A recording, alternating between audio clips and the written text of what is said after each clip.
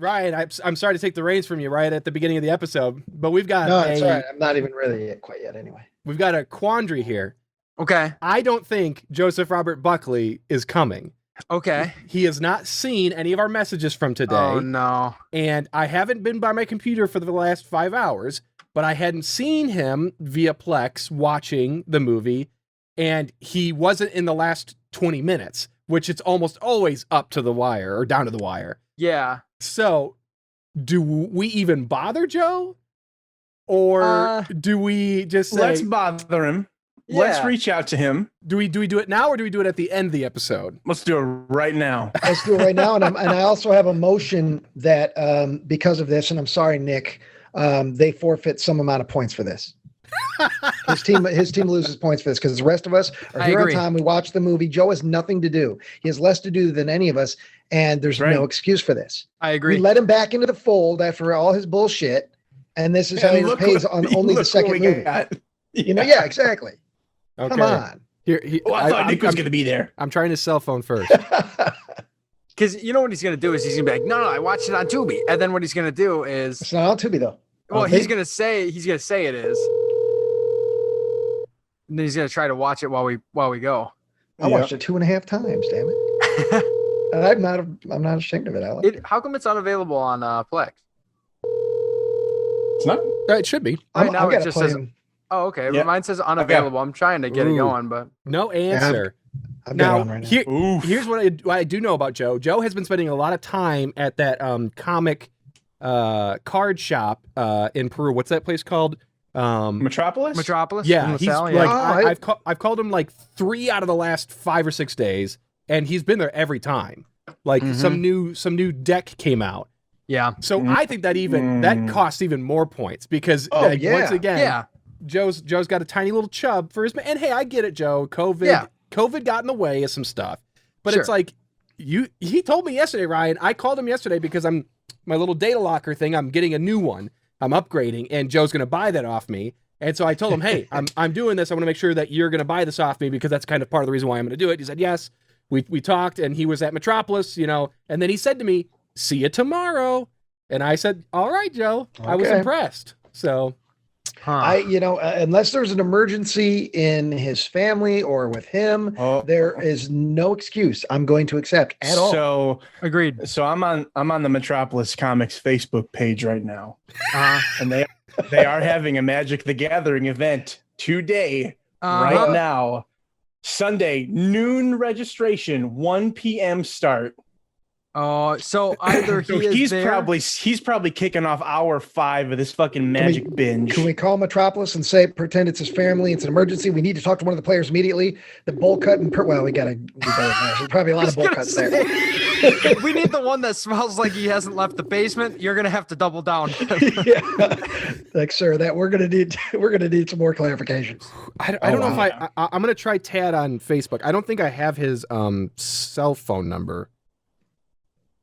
Because I certainly don't. Oh God, I just want to get this Buckley in the act. No, I think Trevor's right. Like there is a 0% chance Joe is not there. With if they're doing this thing, because I bet you, here's what happened. I bet you this event's over, and someone's like, "Hey, you want to play another one?" They closed at 6. Yeah, and I bet you he left. He's hanging around out front. It's either he's hanging around or he's on his way home. Yep. Or finishing an event right now. But he didn't watch the fucking movie. Nope. No, so there has to be punishment. There has to be something. This is the fight for Summer Fright. This is a competition.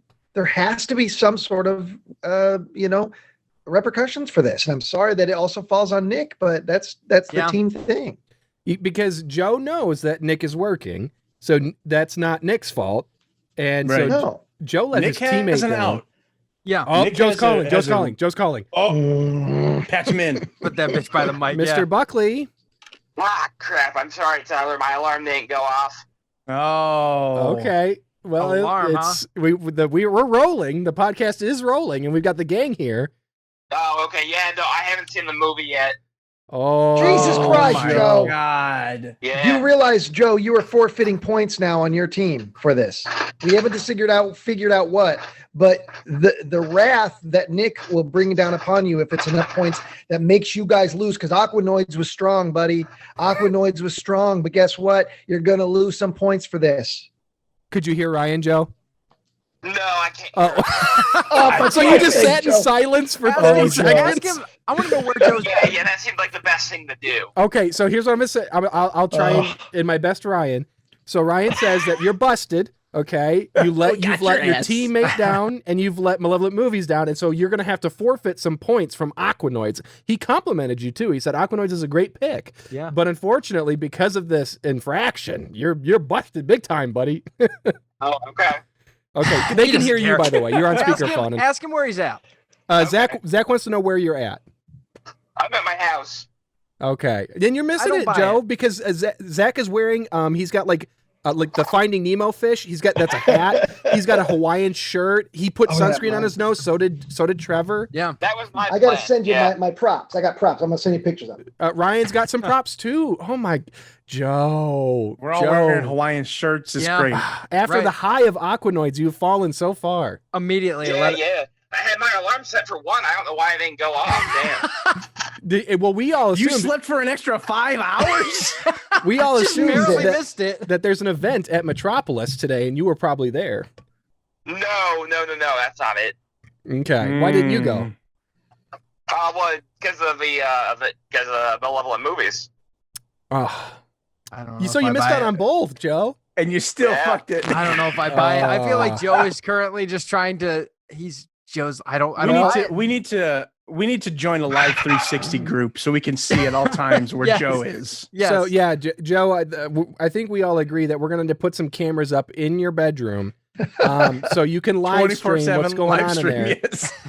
What a punishment that would be to watch Joe all the time in his natural habitat. Just said, "Oh, okay." Okay, buddy, we're going to let you go. We're going to get this episode done, but get ready for a spanking next Sunday. Don't forget, next Sunday is when we record Sean and Ryan's movie. Yeah.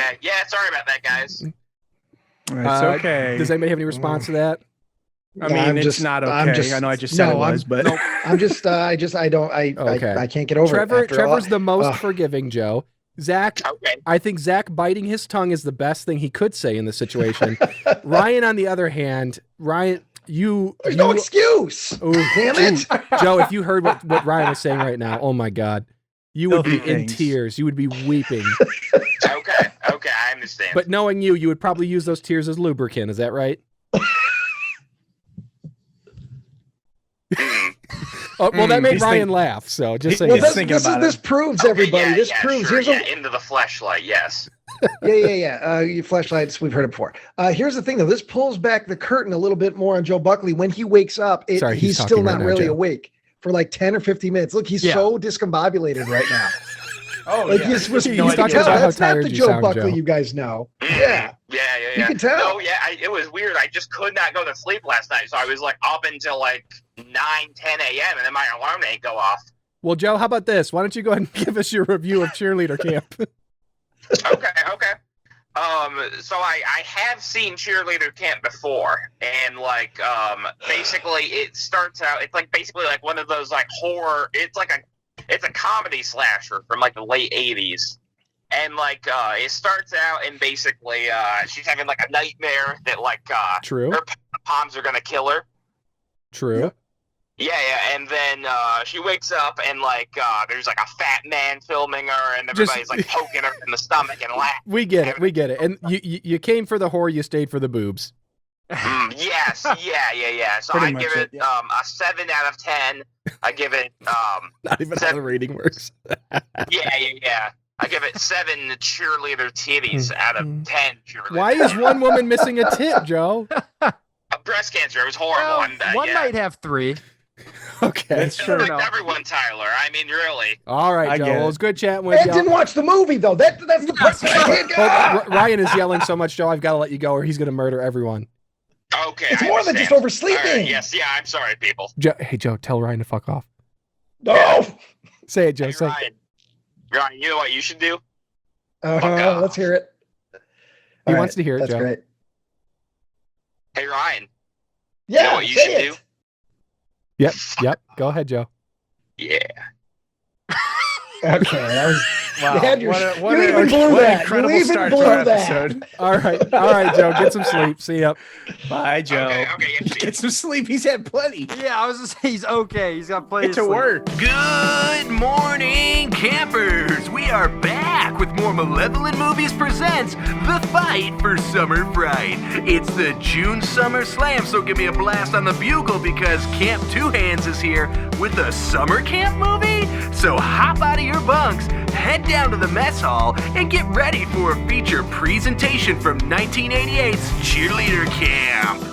What an unprecedentedly shitty start to this episode. Like, a new low for not just Joe, but the show in general. At this point, Joe, it's fine. At least he's not coming out unscathed. There is some sort of retribution. There's some sort of punishment, as there has to be. Okay. Can't just let this go. You can't. This is a competition. God damn it. This is a 9-movie competition. And I've watched so much fucking trash trying to find the titles. I mean, I've watched more crap for June to get ready for June than I've had in the other 2 competitions. I've forfeited watching good stuff. I got a stack of Blu-rays. There are like 12 Blu-rays I haven't watched that I bought over the last couple months. But no, I'm sitting here watching crap like Jolly Roger about a killer pirate instead of watching good stuff. That was one of the failures. I quit that movie halfway through. Okay. So before we launch into this, Cheerleader Camp 1988. Zach and Trevor, what were your bits and bops and keywords that you had to follow, and why Cheerleader Camp? We had camp was our main thing, location, I believe. Location, yes. And then we had some. What were our off limits decades? There were. I think it was 2010 to today. Yeah, it was 2010 to today, and then also it was 2000 to 2010, right? Yeah, so it was the whole century. Yeah, it was the 2010s and the 2020s. Oh, really? Okay, yeah. So you could have done it up to 2009, technically. Okay, yeah. So hopefully you didn't ditch something great. Aquanoids. No. Well, yeah, Aquanoids was our pick for next month. Yeah. But yeah, we sniffed out Cheerleader Camp pretty early. I think it was like the first one that I found, and I looked around for some others and started a few others, but Cheerleader Camp just seemed like a slam dunk immediately, Well, and here's the incredibly short synopsis on IMDb. A group of cheerleaders become the targets of an unknown killer at a remote summer camp. I mean, that about sums it up. Yeah, that's the movie. We're done here. It's Malevolent to Benevolent. It's the most unique description ever. There's nothing else like that movie. Yeah. Oh boy. All right. Well, any other thoughts before we start, or just want to launch into it? No, let's just get started. Yeah. Okay. So I'm first this week. So we start off with some pretty standard opening credits, just spooky music, white text on a black background. And that's quick really question. For a while. Yes. The title card, was that how it looked new back? Yeah, it looks like the mid 2000s. Ryan, correct me if I'm wrong, but this had a different name originally, right? It must have. I mean, I've always known it as Cheerleader Camp. I haven't watched it in like 25 years, but I remember this was like a USA Network staple when I was a kid, and I saw it then.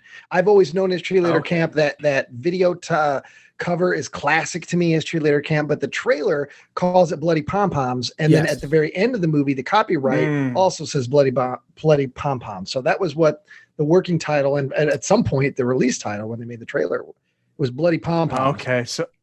Okay, that must be it then. But I've never known it as anything else. Could anyone explain to me why financial services got a billing in the opening credits here? It's a different time. Because for some reason that blows me away. I got so completely confused by that because I've never seen financial services pop up. Maybe they funded a big portion of the movie. I mean, obviously financial services, but like possible. I was very confused by that. I don't know why. That just seemed weird to me. That was strange, and also in the opening credits, one of the production companies was Day Eye, and their unless it's a completely different one, Japanese company, they were responsible for the Gamera movies in the 60s and 70s and then the 90s. So the Giant Turtle movie. I don't know if they decided quickly to get into the American slasher game real quick for a moment. Again, I'm not sure if it's the same day because it's kind of hard, when these companies go out of business and then go back into business to find the maybe it's one of those things where they were trying to secure money, and one of the ways that they felt they could do it is by saying, okay, we'll put you in the top billing in the opening credits rather than getting stuck at the end where nobody pays attention. Yeah. Because I'm pretty sure, actually, similarly, for River City Panic, and it will never happen again, I got $1,000 from the city, via their tourism. And part of that was putting shit. I can't remember what the layout of the credits is like, but I do believe that there's a hefty section devoted to them. So maybe it's something similar. Yeah. Got to give the money man some credit. Yeah. Yeah. All these things got made. Yeah. So at the end of the credits, the screen turns red for a bit. That's going to be a recurring motif throughout the movie. And we see our lead, Betsy Russell, walking through a very spooky locker room. Daisy Ridley. Daisy Ridley. She's seriously, that's my first thought was like, is that Daisy Ridley? Yeah, time traveling Daisy Ridley. Walks through a spooky locker room. She's looking through the lockers, and this is all shot from like the other side of the locker room. So we're looking through these hallways of lockers as she's going from each one, trying to find something in them. And you can kind of hear a crowd outside in a stadium, and somebody's on the loudspeaker saying, we're waiting again and again. She eventually finds a locker with like presumably her stuff in it, and she starts to strip and change. And she changes and rushes outside. She's in her cheerleader uniform now. I want to posit something here, and I'm willing to put money on this. This involves Mr. Ryan Matthew Ziegler. Ryan, boy. Yeah. What do you find sexier? What do you find sexier? Today's thong or the 1980s tall undies? The big boy. Come on. The Mile Highs. The thong. No! I thought you were going to go the other way. Yeah, I legitimately thought you were going to say like the big talls.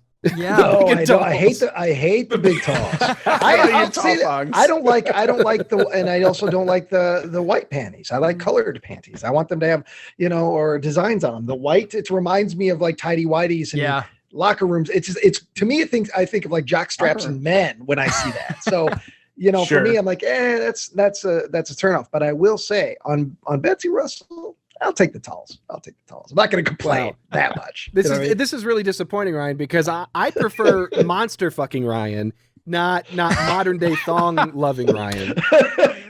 There's no monsters in this, technically. So monster fucking Ryan's just a little more charming. Some reason because it's a little less because it's less real. Yeah, this is a real. You're asking me about a real personal question, and I'm going to tell you the answer. Okay, now Ryan, if the Ice Queen showed up and she was hot to trot, but she was wearing the big and talls, the wide thong. What do you say to that? Yeah, what do you say to that? Again, I don't prefer it, but it depends on who is sporting it. The Ice Queen, she's when it comes to monsters, you know how I feel about her. Betsy Russell also, or Lucinda Dickey, who's also in this movie. I have a big crush on. Any of so I don't prefer the big and talls, but I will not complain when they're, being sported by the Ice Queen. You know what I mean? Ladies and gentlemen, head over to the Malevolent Movies Threadless account where we've got the big and tall monster undies.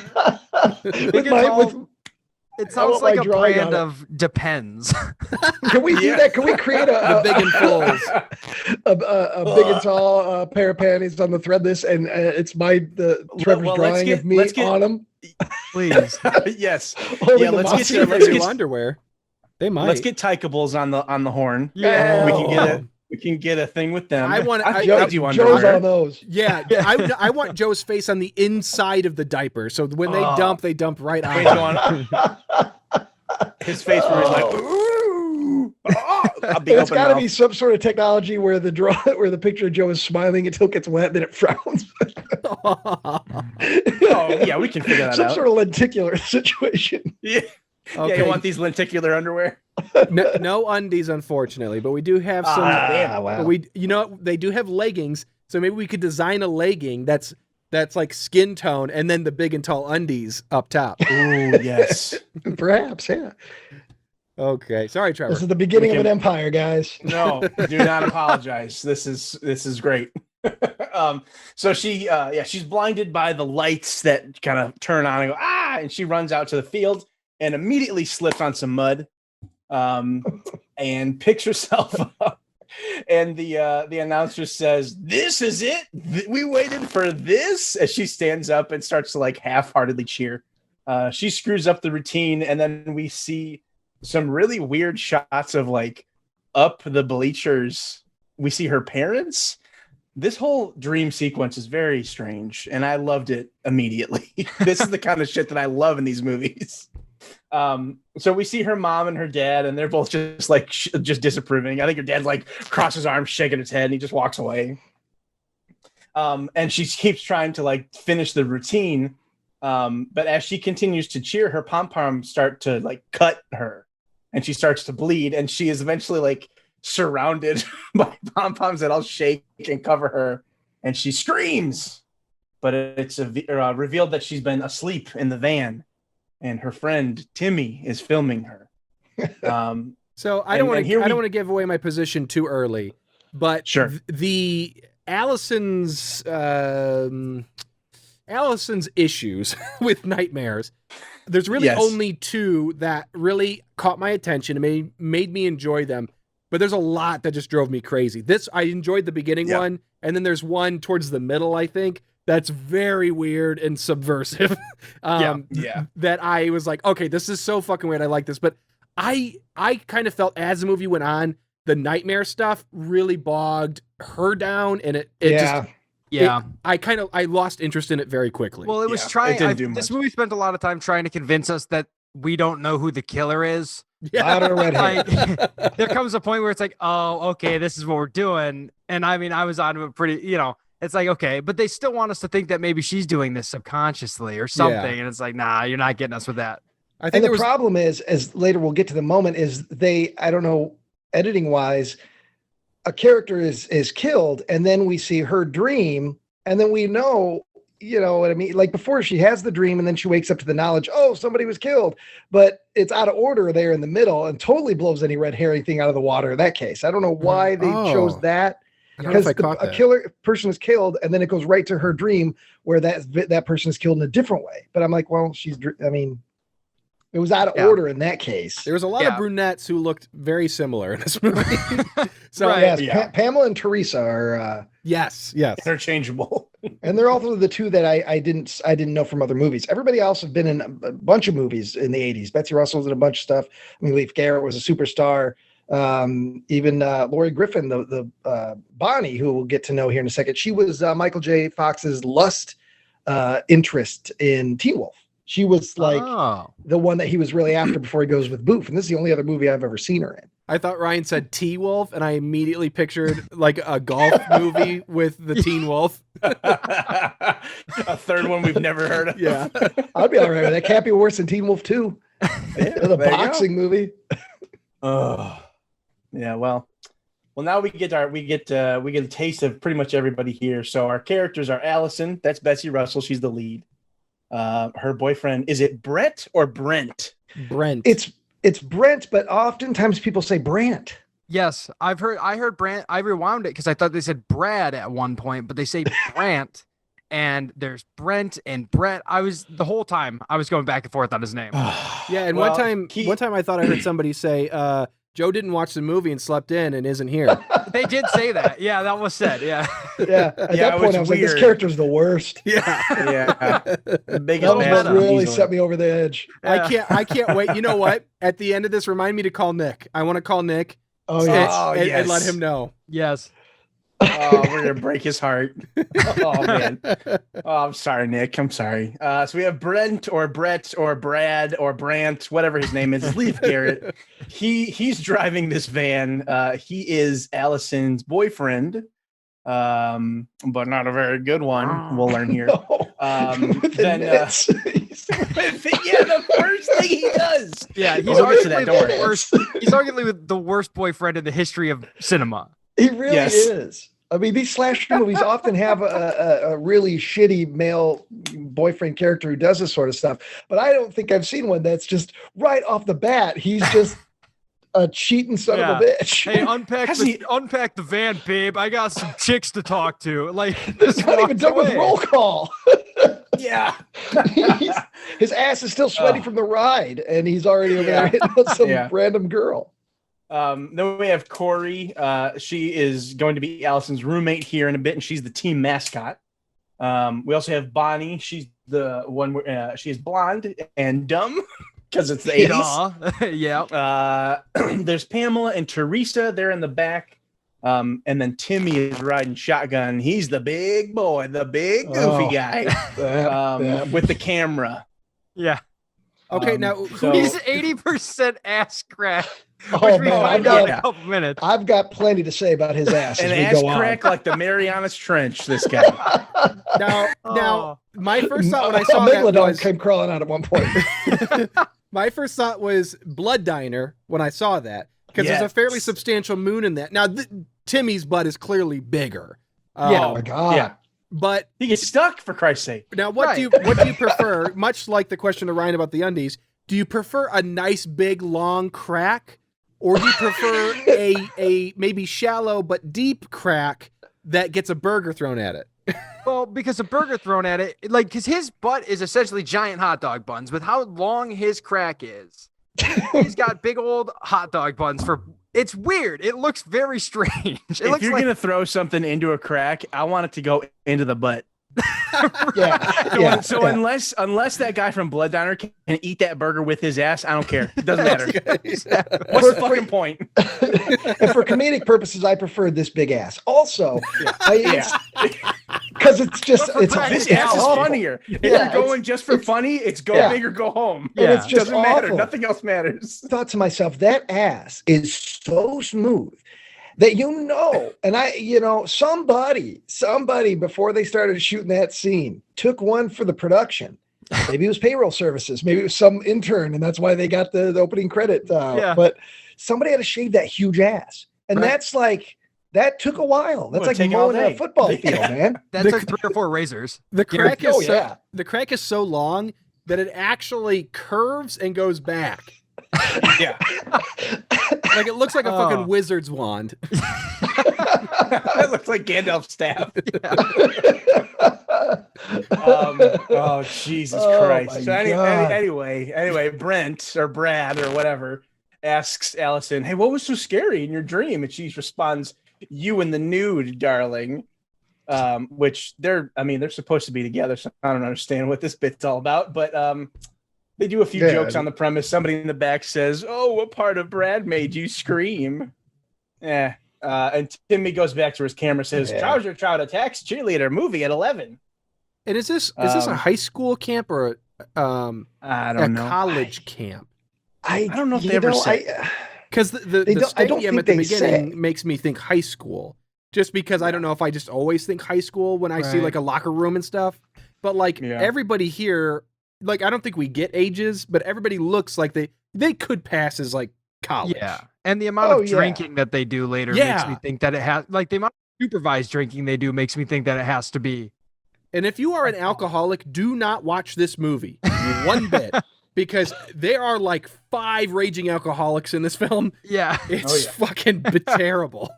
The name of the school is Lindo Valley. They don't say whether it's a college or high school. The only indication that I get that it could be high school is later on. I think it's Pamela. She's getting her bra on, and the girls are doing their back and forth, and she says, "You look like a walking felony." Yes. Well, that's the only kind of indication I get that it could be. She's referencing that she would be jailbait. And they do mention that a lot, but then we also see a lot of boobs, which if it's supposed to be high school, the implication would be that we're seeing boobs of high school aged women. And so I'm going to keep assuming they're in college. Personally. Yeah. They were all late bloomers. They're 18-year-old seniors. Right, exactly. But most of the actors in the movie are quite old. I mean, Leif Garrett was about 27, 28 when he shot this movie. Oh, but I feel like dude, that hairline. Oh, yeah, that's unfortunate. Especially when he gets wet after he goes for a dip. Oh, you just ratty aged looking 15 years. and that dude started losing his hair at a young age because he's in what is it? Not the Outsiders. It was one of the other SC Hinton, Fritz for Coppola. Maybe it's Rumblefish, or maybe he's an Outsiders. Well, yeah, okay. So in that, he's already got the hairline. That's like 5 years before this, So he started losing that hair, right when his teen pop idol stardom stopped in like 81. It's like the hair started going away, man. Now when you see him, he's doing that thing where he has a skullet, so he's grown all the hair in the back, and there's nothing on top, and he always covers it with a bandana or a hat. Yeah, Yep, looks like a washed up Bret Michaels, which is exactly. Anyway, what did I do? Oh, Corey is the only one that asks her if she's okay. Like, hey, are you all right? She says that some good will probably do her. Oh, we're gonna be away this weekend. This will be good for you. And we get, I think it's Brent who says, kind of lays out the whole premise of the weekend. If they win the contest this weekend, they get to go to the cheerleader finals. Yeah, go to state. So that's the premise. That's all you need. And I was so confused when we finally get to that point that's what it was. I thought it was just like an impromptu, like, hey, put your money where your mouth is. We're at the dance party. It's like a dance battle. And all of a sudden we're awarding people queens. I'm like, what the fuck is happening? It feels like this Roddy has the same amount of weight on a resume as their cheerleader camp experience. 100%. Yeah. And then when we get to the competition, it's not out on a field. It's not in a stadium of any kind. It's not even on a basketball gym. It's on a small riser in front of a stone fireplace. Yeah. It's an agricultural hall. Yeah. Yeah. What's that? What they got the IBCC, the fireplace lounge? This is the fucking fireplace lounge at the local community college. All they had to do is, after they set up that camera shot, is get the extras out of the sides of the frame. Because it looks like a crowded space with, like, you've got 5 cheerleaders doing the most, like, non-movement dance routine ever. Oh God, I loved it though. I fucking loved it. Yeah, it was so awkward. I loved it. Yeah. But Timmy chimes in saying he just wants to get laid, brother. And they keep driving down the road. What? I don't want to be an asshole, but I'm taking the movie for its merits, and I'm taking the movie for what they wanted us, the audience, to think. They've already proven that Timmy's the big fat butt guy, and so these kind of jokes are at his expense, and that's fine. The actor was game. If you are Timmy, you look like Timmy, you probably smell like Timmy, the last place on earth, my brother, that you're going to get laid is Cheerleader Camp. Yeah, maybe a Magic the Gathering festival would be more but I mean, that's the last dude, because all the other guys are like, handsome cheerleader men, and they're kind of fit, and they got the nice hair, and they're the look what happens. I've got a theory at the party. I've got a theory about Timmy that I'll share when we get to the moment. Okay. But I think that Timmy, I don't think he's actually got it in him. Oh no, because he gets all an act. He's one of the horniest people in this camp. As far as we're to believe, until he actually he lands himself a little fish. But I'll save it for later. Yeah, I know, and that the logistics of that. When I first saw it, I was like, I didn't even want to think about it. Yeah, well, we can talk about it later. Yeah, they keep driving down the road, and they eventually arrive at the camp, where most of the campers are just out there doing their routines. But as they approach, we get the greatest moment in mooning history. Timmy sticks his whole giant entire ass out the window. And it was the first time I saw this, I just kind of sat back in my chair and thought to myself, this is what we're going to choose for June. That's it. Like, I don't want to watch these other movies. This is my movie. I heard Obi-Wan Kenobi says, that's no moon. That's a space station. Fucking huge. It's the size of the van. It's so big that even though it doesn't make sense, he gets stuck in the window. Yes. And he can't get out. Because they park the car, and as everybody's getting out, Brett kind of pushes him into the window and he's stuck.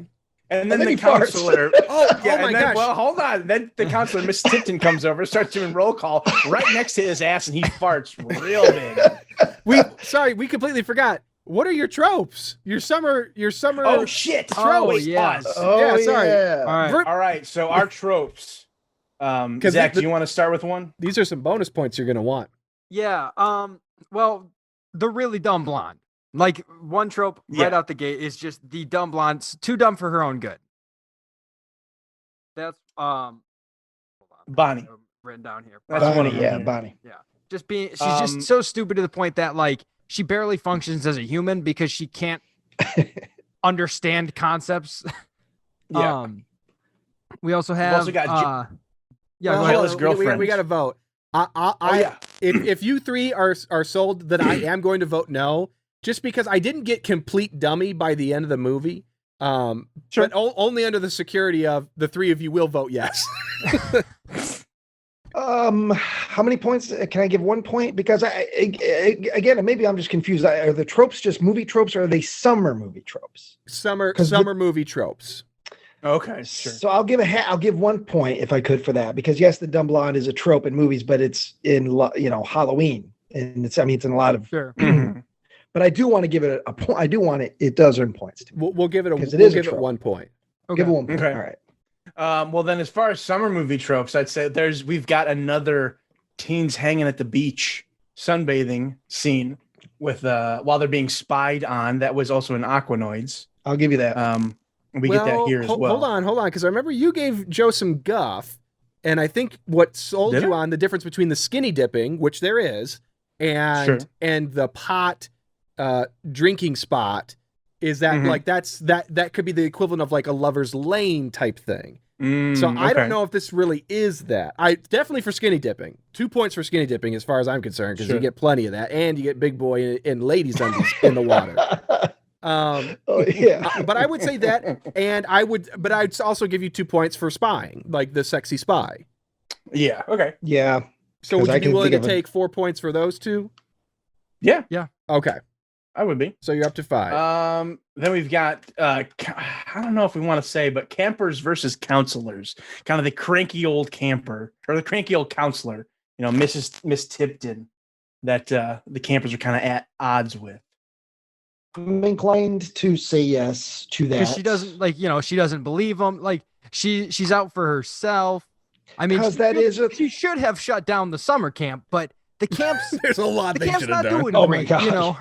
Yeah. Because I'm thinking, even Salute Your Shorts, the most famous camping TV show of all time, that was a big thing. The counselor is, I would give that, because it's often in camp movies where the counselors there's at least one, like in Meatballs Part 2, there's the John Larroquette is this like psycho military counselor, and there's often a counselor versus campers Ryan sold me thing. So I'll give you that. 7 points. Yeah, and then as far as summer stuff, because we've just got a list of tropes. Yeah. But the only other summer one I feel like is kind of going along with that is the creepy old camp caretaker. Yeah.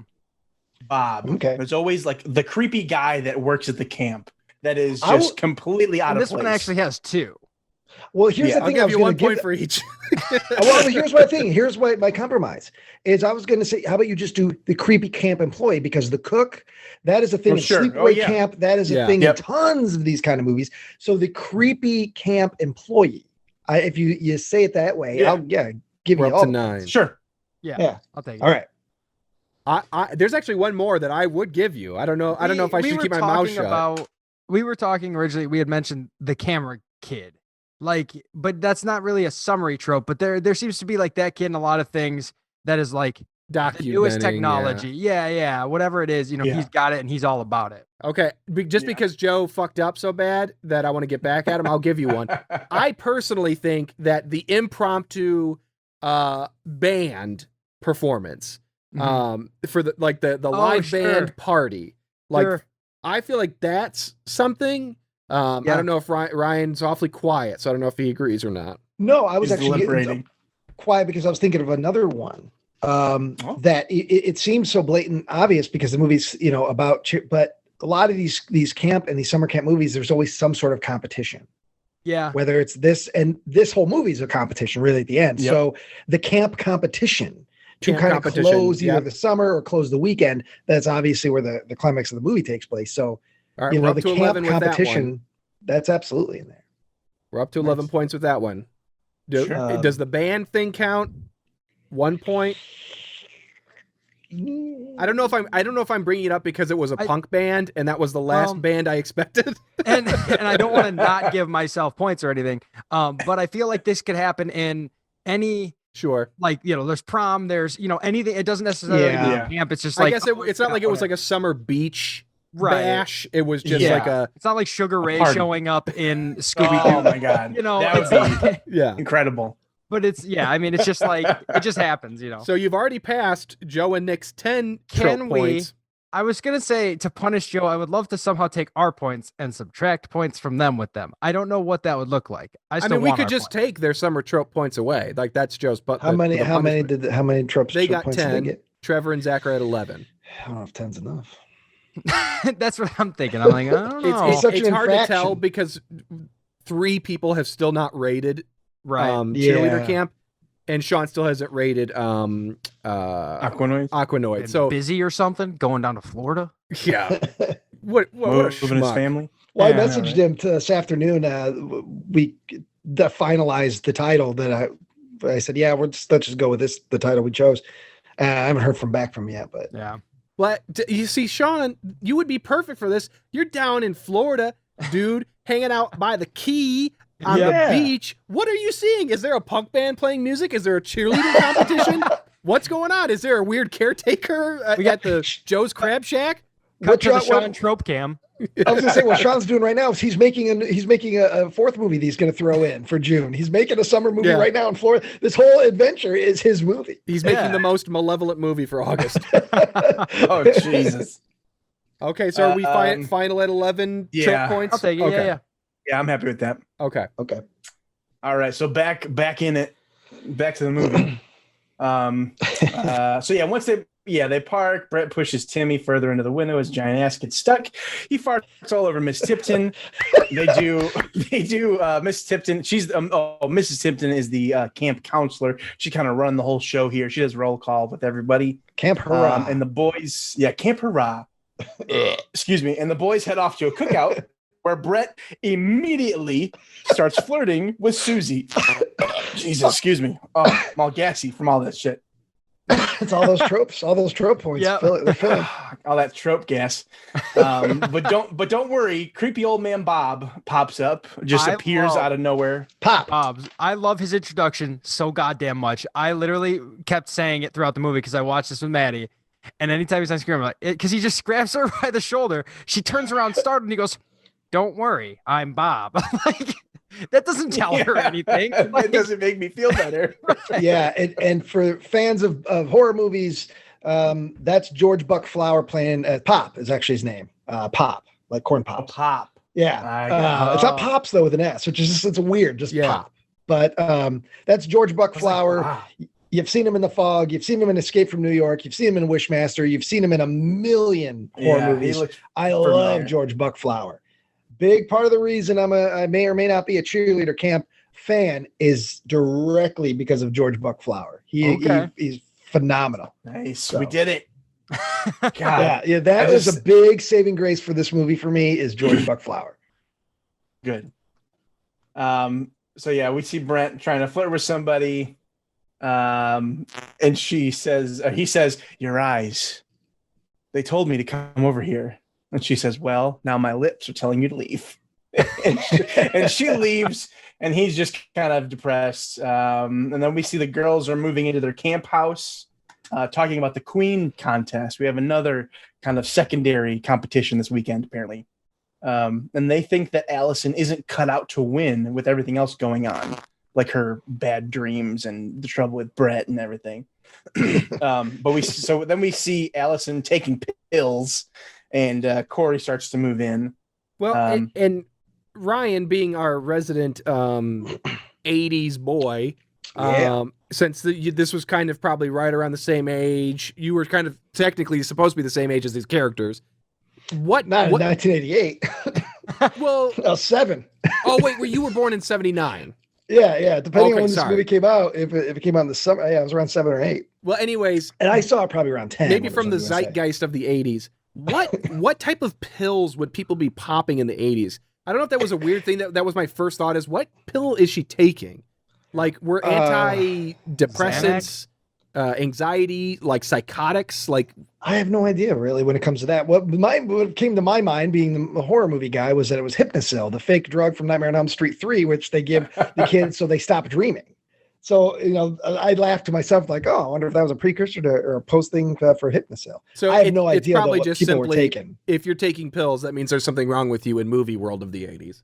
Yeah. Okay. Some kind of pill. Where am I here? Corey comes in. Corey comes in. She's trying to get some more information on her, just trying to get Alison to talk about, what's going on, her problems, her dreams, that kind of shit. Then we see the boys moving in. They're talking about the two gals they were trying to flirt with out at the cookout. Brett says that Timmy's too shy. The guy who just showed his ass to the whole world is too shy. And Timmy decides to take his camera with him while they go to the beach. So we see them at the beach. Oh, Timmy. Their girls are sunbathing, and they're talking about who also could possibly win the Queen contest. That's all they're talking about this weekend. And Timmy's peeping on them from the bushes. We just see a close-up of his face, and he's got, like, his camera out.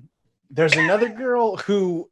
It looked like she was across the lake. It was kind of hard to tell where she was from the shots, but it looked like she's across the lake. Who she takes her top off, so then Pamela takes her top off. I wish they would have farther with this. But then the girl across the lake puts her top back on. Gotcha. And then Pamela starts to put her top back on. At which point Timmy's like, "No, don't do that!" And then he sneezes, alerting all the girls to his presence. And that's the end of my stuff here. And then we get to a good reveal of his disguise. Oh my God. Take it away, Joe. Oh, wait. I'm glad this. Now, in retrospect, I'm glad that Joe is in, because there's too much shit I bet that's lost. Yeah, and I bet there's jokes and bits that are completely lost on him in this segment. Yeah, like he would just be focusing on there's boobs and there's a fat guy and he's the fat guy he looks at the boobies and he sneezes and they push him in the water. But Timmy, oh, hang guys, Timmy. I want to talk a minute about Timmy here. Timmy, indeed, we see is wearing a full disguise. And when I say a full disguise, I'm talking he's got a wig, he's got makeup on, he's got eyeglasses. Commit to the bit. Oh, he's committed. He's John Candy in Nothing But Trouble. Yeah, yes. He's Mrs. Doubtfire. Yeah. He's kind of like a lunch lady as well. I mean, he's got the bra and everything. And I kept thinking to myself, I'm like, this guy knew he was coming to cheerleader camp for a couple of days, maybe a weekend. And he brought with him cameras and costumes and fucking disguises, binoculars, a safari hat, and a net, like a Pokemon trainer, like SpongeBob when he's jellyfishing. Yeah. He's got an entire arsenal specifically to be a peeping Tom. He knew exactly what he was going to use this for. He's like a fucking Mission Impossible sex pest. He's just yes. And this is the only time. Hair. Yeah, Mission this is he curls his fucking hair. I gotta give it up to him. He's wearing a bra under this thing. Yeah. All so we can get in the bushes. This isn't the last time he does it. We'll get on to that later. Yeah. Just to get video of partly his friends. That's the other part of it. These are his friends. Some of the girls, yes, he doesn't know, but he's also peeping on his friends that are in the cheerleading group with him. Yeah. It's just it's a wig. Well, he has a moment later that I thought was very telling, where this is towards the end of the movie. Many characters are dead. They've stumbled upon another dead cheerleader, and Bonnie's there crying, and he puts his arm around her, and he's like starts talking to God, like, "Oh boy, no more surprises," But it was like there was something about the way he put his arm around her that was awfully uncomfortable. It was like he's still making moves, like he can't help himself. I'm gonna plant a seed here. But anyways, he sneezes, he's found, he comes out as the Miss Doubtfire. The girls know instantly it's him. Right. They start ripping the clothes off of him. There's a shot of him falling down on a stone. Like, oh, my first thought, like instantly was, they're gonna fuck him, like against his will. Right. Like, There was something, I don't know if it was just because we've seen too many rape revenge movies from the 80s or something, that this was going to be the reverse of that. Like they were going to shove a stick up his butt or something. I was so worried about Timmy for about 10 seconds before he just jumps in the water. I thought they were going to get him to take his clothes off, and then they were going to do the classic steal the clothes and make him walk naked. That makes more sense than shoving a stick up his butt. That's a little. This movie's not that dark. That went real dark real fast. Imagine they have to do a cheer together later. That's some Cannibal Holocaust action. This isn't Ruggiero Deodato didn't direct this one. I mean, this is more like Lucky Stiff. This is why I don't talk about my time at summer camp. Yeah, this is a much more lighthearted movie, even for it is more as much comedy as anything. But he's also not the only one watching the girls out there. Oh. We are introduced to another character. I'm sorry, I'm just watching this and saying this, so fuck you, Joe. Sheriff, I am Sheriff Poucher. Cool. Sheriff Poucher. What is his name? Bluest eyes in the game. Yeah. Oh, yeah. A handsome guy for his age. When he was a younger man. He was killing him. Oh, yeah. Crystal clear blue eyes. Yeah. But he's on the rock, or he's hidden, and he's watching all the girls with the binoculars, and he's kind of mumbling to himself, yeah. But then again, there is yet one more who is watching, and over Sheriff Poucher's shoulder is Pop, who surprises him. Somehow Pop just like appears. There's tall grass. There's tall grass everywhere. You would absolutely hear somebody coming. It's like a velociraptor. Or a Pokemon. He just jumps out of the grass. If they had the net, they'd be able to get him. He'd be fine. Get him. Catch him. Yep. Yeah. But then he does literally disappear, and Poucher's like confused. And it was very clear that Pop was one of several, but the main red herring of the movie. Yeah. At this point, I kind of thought that Pop might be supernatural. Because he's just, I'm serious. He just appears again. And I didn't know. I'd never seen this movie before. So I didn't know what I was in store for. I thought there could be a ghost. There's not. But there could have been. I don't know. Well, we're back at the camp. And we've got several, I don't know if you would say that they're different cheerleading squads, but they're all working on routines. Yeah, squad, I believe. And I'll give this movie some credit, because this is the earliest instance I've seen of this that I can remember. Miss Tipton's walking around just shouting at everybody, and she's got a little Shih Tzu with her. So like the classic, like, beautiful woman with the tiny dog thing. Like, is this early in that, or has that always been a thing? I don't know if it's always been a thing. I know because when I saw that too, I thought for sure we're going to get a scene with the dog gets killed, because in Friday the 13th Part 2, the one, I think Kristen is the character's name. She's got a little dog that she walks around with. And then later on you see it slaughtered. But then at the very end, it comes through the door. So that must have been a different dog right before the jump scare type of thing. Yeah. But that's what my mind immediately went to Friday the 13th Part 2. So I thought for sure we were going to have an instance where somebody kills the dog, but that doesn't happen. Well, we get one of those red screens of death and slowly fade into that and out. And then we've got Alison laying in her cot. I don't have the audio on, so I don't know. Oh, she's dreaming again, right? Mm-hmm. Yeah. Every time it fades to red, that's kind of letting us know we're about to go into Alison's dream. Alison sleeps a lot in this movie. Yeah. Just seemingly throughout the middle of the day, she gets very tired. She naps a lot. Yes. Hey, you know what? There is a little bit of world building or foreshadowing. I don't know what it's called. But the girl that Timmy lands at the end of the movie, he's talking with her right now during the dream. Yes. Oh, I didn't notice that the first time. Yeah. When the old man, I think his name is what was he? Ronnie. He's the cook that doesn't talk, and they make something like, oh, he's gonna spit on the food. Hope he doesn't spit on the food because he's doing all of that racket with his throat and nose and that kind of thing. Yeah. Now, I had a theory about this movie that turned out to not be true for something far sillier. But I thought that they were going through with the repressed lesbianism motif, or like repressed sexual orientation thing. Now watching back, I thought by the end of the movie, oh no, that's not what it is. But like, Alison dreams about tits quite a bit, like the tits we've already seen, and I know that it was just an excuse for the director and the editor to put it back in. But like, is she experiencing something? I thought that Corey was a lesbian who likes Alison. Absolutely. Yeah. But she was not. No. Like, I didn't personally think No. that. She was just insane. She was just crazy. Yeah. That's why I just assumed that everything with Alison was that they were trying to make us think, like, they were trying their hardest to make sure that we thought it was her so that they could try to trick us. That's all I thought of any of that. Yeah. Okay. I'll say this weird here because she dreams about the girl that we see next, right? The girl who has killed herself. Okay. Yeah, because that's the girl with the boobs that was laying on the rock away from the other ones. Yeah, right? that's Boob's girl. Boobs. And I will say this. Yes, they put they use the dreams also as an excuse to get the requisite boobs and stuff in because that's what the audience wanted. It's a product. They're trying to make make money. But at the same time, when I think about it, if you think about it from her, I thought the dream sequences were effective because in her mind, it's all about her insecurity with dealing with Brent. And of course, she's a cheerleader. So I like the cheerleader motif is in all her dreams and people are cheering for this guy to bang other girls and everything. And I thought to myself, psychologically, that's probably very realistic kind of dream that this girl would be having. It wasn't absurd. Like her dream wasn't some weird absurdist thing. Or like, why the fuck is she dreaming about a unicorn with Joe riding on top of it? This was these dreams made sense. Those are Ryan's dreams. Yeah. Oh yeah.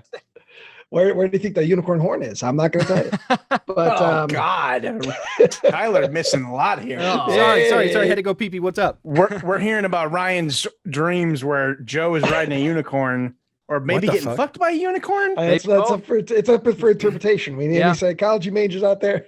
The horn is used somehow. We're not sure. We don't know where the horn went. Surprisingly, I don't think I've ever dreamt about Joe. Despite all the shit we've been through, I don't think I don't know that I have either. Yeah,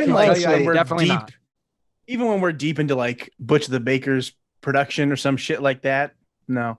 I don't think I have either. Never. Honestly. I think my brain knows to protect me from that. Yeah, this deals you enough psychic damage during your waking hours. So she wakes up from her dream and decides to head over to see the blonde girl, Boob's girl, and Boob's girl's killed herself. Susie is her name. Susie, yeah. This is also the girl that Brett was flirting with when he got there. Yeah. Yes. Oh, yeah, because of that weird line that Timmy has later. And so Susie has killed herself, and Pop shows up and could not be any less surprised about the fact that Susie's dead. Hey, can you point out any time, like other than if it's a girl by herself discovering a body, where anybody's fucking bothered by this nonsense? Right. They're all so calm. Half like the camp sees this dead body and is like, oh, that really does suck. Well, better go get training. Because Dee Dee, Miss Tipton, is like, what the God damn it. Like, I can't close the camp again. Like, it's fucking Camp Hurrah. We worked through this. Defense. Fucking let's go. Oh, Camp Hurrah gets like 3 or 4 suicides a year, I bet. Yeah. Apparently. Yeah. This is nothing for them anymore. You think sports is competitive. You don't know how the cheerleading side of it is. When you scrape away the dark underbelly and you see how competitive, it's not just laying on rocks with your boobies out. It gets competitive, and sometimes people just can't hack it. Yeah, as the speech that Miss Tipton gives in the next scene.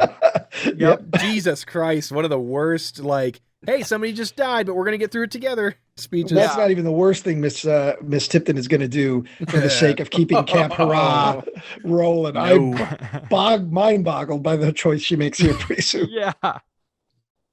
This is a weird one.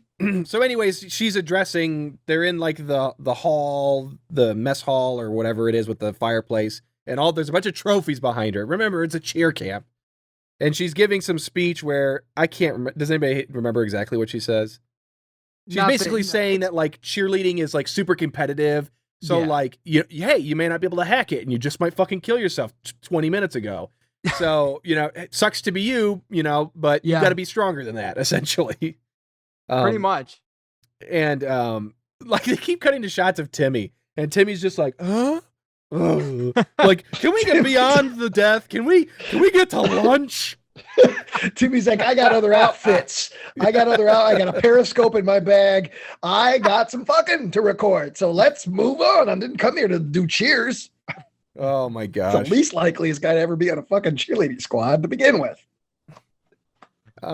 We end up, we finish that little bit and we're back at the bunks or like the the cabin. I think we got Pam, Teresa, and Bonnie together discussing things. When we see the staff taking out the body wrapped in plastic, which I mean, I guess the whole point is to like, what are they doing with it? You know, what are they? And they're just moving it. They just got to get it out of the bunk. Otherwise, because it's not 3 days here.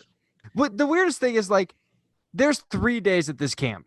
This is getting into nighttime, right? Which means there's 2 days left. They're like, we better move this body. Otherwise it'll ruin the experience. The experience is ruined. A body is found. One of the competitors has been murdered. Yes. Well, but that also, if you are not on her team, you're kind of like, well, yeah, you know, I mean, listen, it's competitive. You know, like they said, if we don't win, Alison even says that if we don't win this, we're ruined. We have to go back, and I don't want to have to go back. I guess go back to the school being losers, I guess is what she's saying. But yeah, so it does build up this air, even though it's goofy, Miss Tipton, and then the choice she makes. I mean, I just accept it as, okay, maybe this is some super prestigious like thing in the cheerleading world. You know, it's goofily portrayed here, but I let the movie give me the benefit of the doubt that, okay, this is some big deal for high school or college cheerleading. So. Well, we get the girls in the bunk chatting about stuff. I don't know, they're goofing. And then we get Brent and Timmy together. And Timmy very excitedly is watching back on the footage of the girls on the rocks sunbathing. And he is sucking down a fucking nanner. And it's his second one because there's a banana peel on like a little, was it a mic or a telescope or something? Yeah. But they have a conversation about how the girls love Brent so much, they kill themselves. And can somebody explain to me if this was a bit or not? Because he brings up these two, what were they, twin sisters? I was going to say, this is where we actually get, now we know that they're in college, because I was just listening to it now. He says, like the Fenguli sisters when we were in high school. There you go. So they must be in college now. Yeah. Okay. I can appreciate that more. All right. Makes sense. But also weird, that did Brett, did he get twins to kill themselves in high school? He is apparently suicide by relationship 3 girls. Apparently. I mean, if you look at it as a dark comedy or something like that, I could, the writer's saying, yeah, this guy's such a piece of shit. Sure. That he cares so little about the feelings of any of the girls in his life that he has he's done emotional damage to enough girls that they would kill themselves. Now, and he's like, meh. So Ryan just kind of, I have to piggyback off of this. Ryan has basically, in a nutshell, that's my position on this whole film, is I am disappointed by what could have been, because they straddle that line of, okay, we got our Freddys, we've got our Jasons, we've got our Michaels, this is that thing too. Like, we've got this girl, she's crazy like Carrie or Psycho or something, and she's got these nightmares. But then we it's a camp, and there's like this goofy stuff with butts, because summer. And then we've got but there's also the classic red herrings. It was like they were trying to be too many things. Yeah. And I wish that they were just being dumb as shit. Right. Like, I wish that when I heard Timmy say that, I wasn't shocked. And it was like, I could laugh out loud at the idea that girls truly do love Brent so much that when they lose him, they all just kill themselves. Like, yeah. And like that, I just kept wanting that. And the further the movie goes, the less they drop this stuff and they focus on the psychological, the slasher aspect of it, which is to me the weakest of the whole thing, except for the reveal at the end, which I loved and was thoroughly surprised by. But yeah, and maybe that wouldn't have had as much punch if it wasn't so straightforward through a lot of this. But yeah, there was a lot going on here, and I do wish the comedy aspects of it were pushed more. Give us more Miss Doubtfire. Yeah. Yeah. But anyways, yeah, so they're having a conversation about girls, banana eating, and then we are with Corey and Alison, and does anybody know what the fuck they're talking about?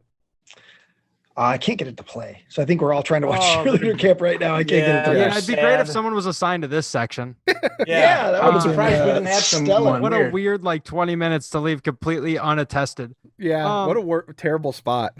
I think mostly it's just talking about the nightmares. Well, and how tough cheerleading is, mentally. I think that's what it's mostly talking about. Yeah, there's a lot of early talk about Corey's role as the mascot. Yeah. Because she's not a cheerleader, she's a mascot. And like, I feel like they could have pushed this a little bit more. There is some pushback on her being just a mascot. Yeah. But like, yeah. Because right at the very beginning, remember when the Miss Tipton is reading the roll call, she forgets that she's even, she forgets to say Corey's name, and Corey say, "Well, I'm here too," and she's like, "Oh, you're a mascot, man." Mm-hmm. And so it does set up this idea that they are lesser than the cheer team. Yeah, you're not the cheerleader. It kind of reminded me when I was in 8th grade and I tried out for the A team, the A League basketball for the Logan Lions. And I didn't get there, but there's always the B League. I was like, all right, well, I'll get on the B League. Didn't get on the B League, but they let me be the manager. So I got to go to fucking practices at 6 a.m. just to sit there and watch. And then I got to run the board where they played the game, the scoreboard. That was my fucking role in that thing. So I felt for Court a little bit in this. It brought some shit up from the basement that I wasn't expecting to feel at Cheerleader Camp. Not only was Brent gaslighting everybody in this movie, but the movie was gaslighting you. It did. It brought up some. I'm like, I remember. I was, because there's a picture in the 8th grade yearbook. It's all the B squad, and it's everybody in their basketball outfit, and then there's me in my fucking Adidas shirt.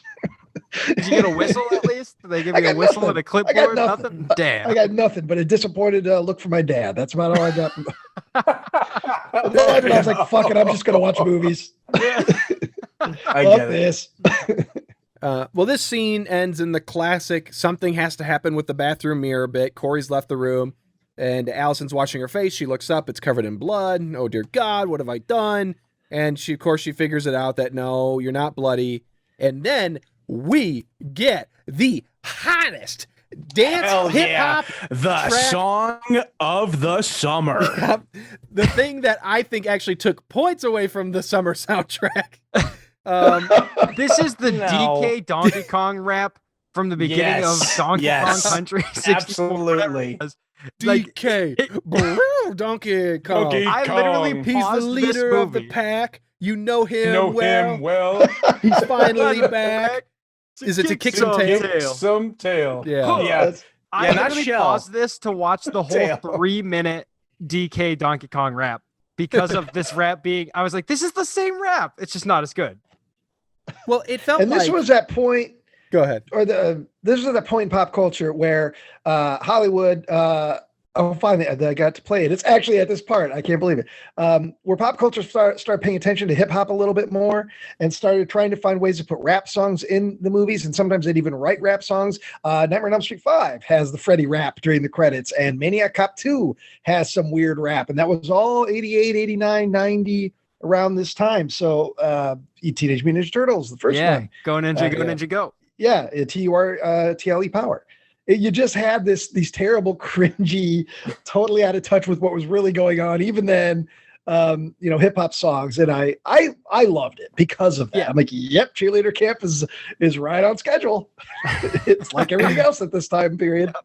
Well, it felt like and again, this was probably a white bread attempt at doing some hip hop, but it felt like they did something in the movie and like they used a track that they weren't supposed to. So it's like, well, we have the guy singing, but we have to put something else underneath it because we got a copyright strike or something. Yeah. Because it's such a fucking mess. Whatever the musical track is. Yeah. It's like you get a hip hop track from the 80s and 90s. It's 95% music and 5% record scratches and weird sound effects. But this is like 90% record scratches and sound effects and like 10% music. There's something wrong with it. It's like a sick song.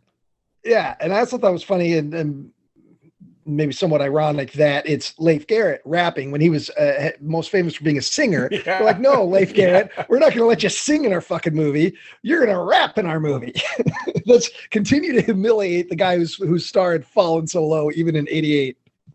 Well, I also love this rap has such an effect on Pop that poor Pop can't even keep it together. He's like fixing a hose or a sprinkler or something, and he just can't keep it. He's so distracted. He's got these beautiful ladies, and this rap is just, he's never heard something with flow like this before. Well, and can somebody explain this to me? What? There's a big deal later in the movie where they can't perform their cheerleading routine because they're missing someone. Is this that routine? Is Timmy and Brent's part of the routine to rippity rap? I hope so. I believe so, yeah. Oh God. So anyways, yeah, they're doing a rip rap. The girls are in front of them doing a cheerleading thing. It's a fucking disaster because the girls are just doing random shit. It's clearly like we didn't have time to choreograph this stuff. But anyways, we get plenty of shots of girls. I don't know what you call it, but like those, like they're like leggings, but like the workout pants that have all like the different colors and squiggly lines. And we get a lot of insert shots of their hips going back and forth. And we cut to Pop, his little match he's chewing on, almost falling out of his mouth, like, like, oh my God. I just realized too. Sorry, I'm watching this as well, and we're all watching it right now. That maybe this was a reference to the Super Bowl Shuffle. Oh yeah, which would have been in like '85, right? Yeah, yeah, 85, absolutely. And so maybe because the sunglasses are what's doing it for me, as like I'm wondering if that's why cheerleader Super Bowl. They're like, hey, people watching this probably like football. Let's include because he looks just like what's the Bears quarterback, whatever his name was, Jim McMahon. Jim McMahon. Yep. He looks just like him with the same like shtick because Jim McMahon always had those sunglasses and so I'm guessing that's what this was supposed to be a reference to. Yeah, good. That's a good call.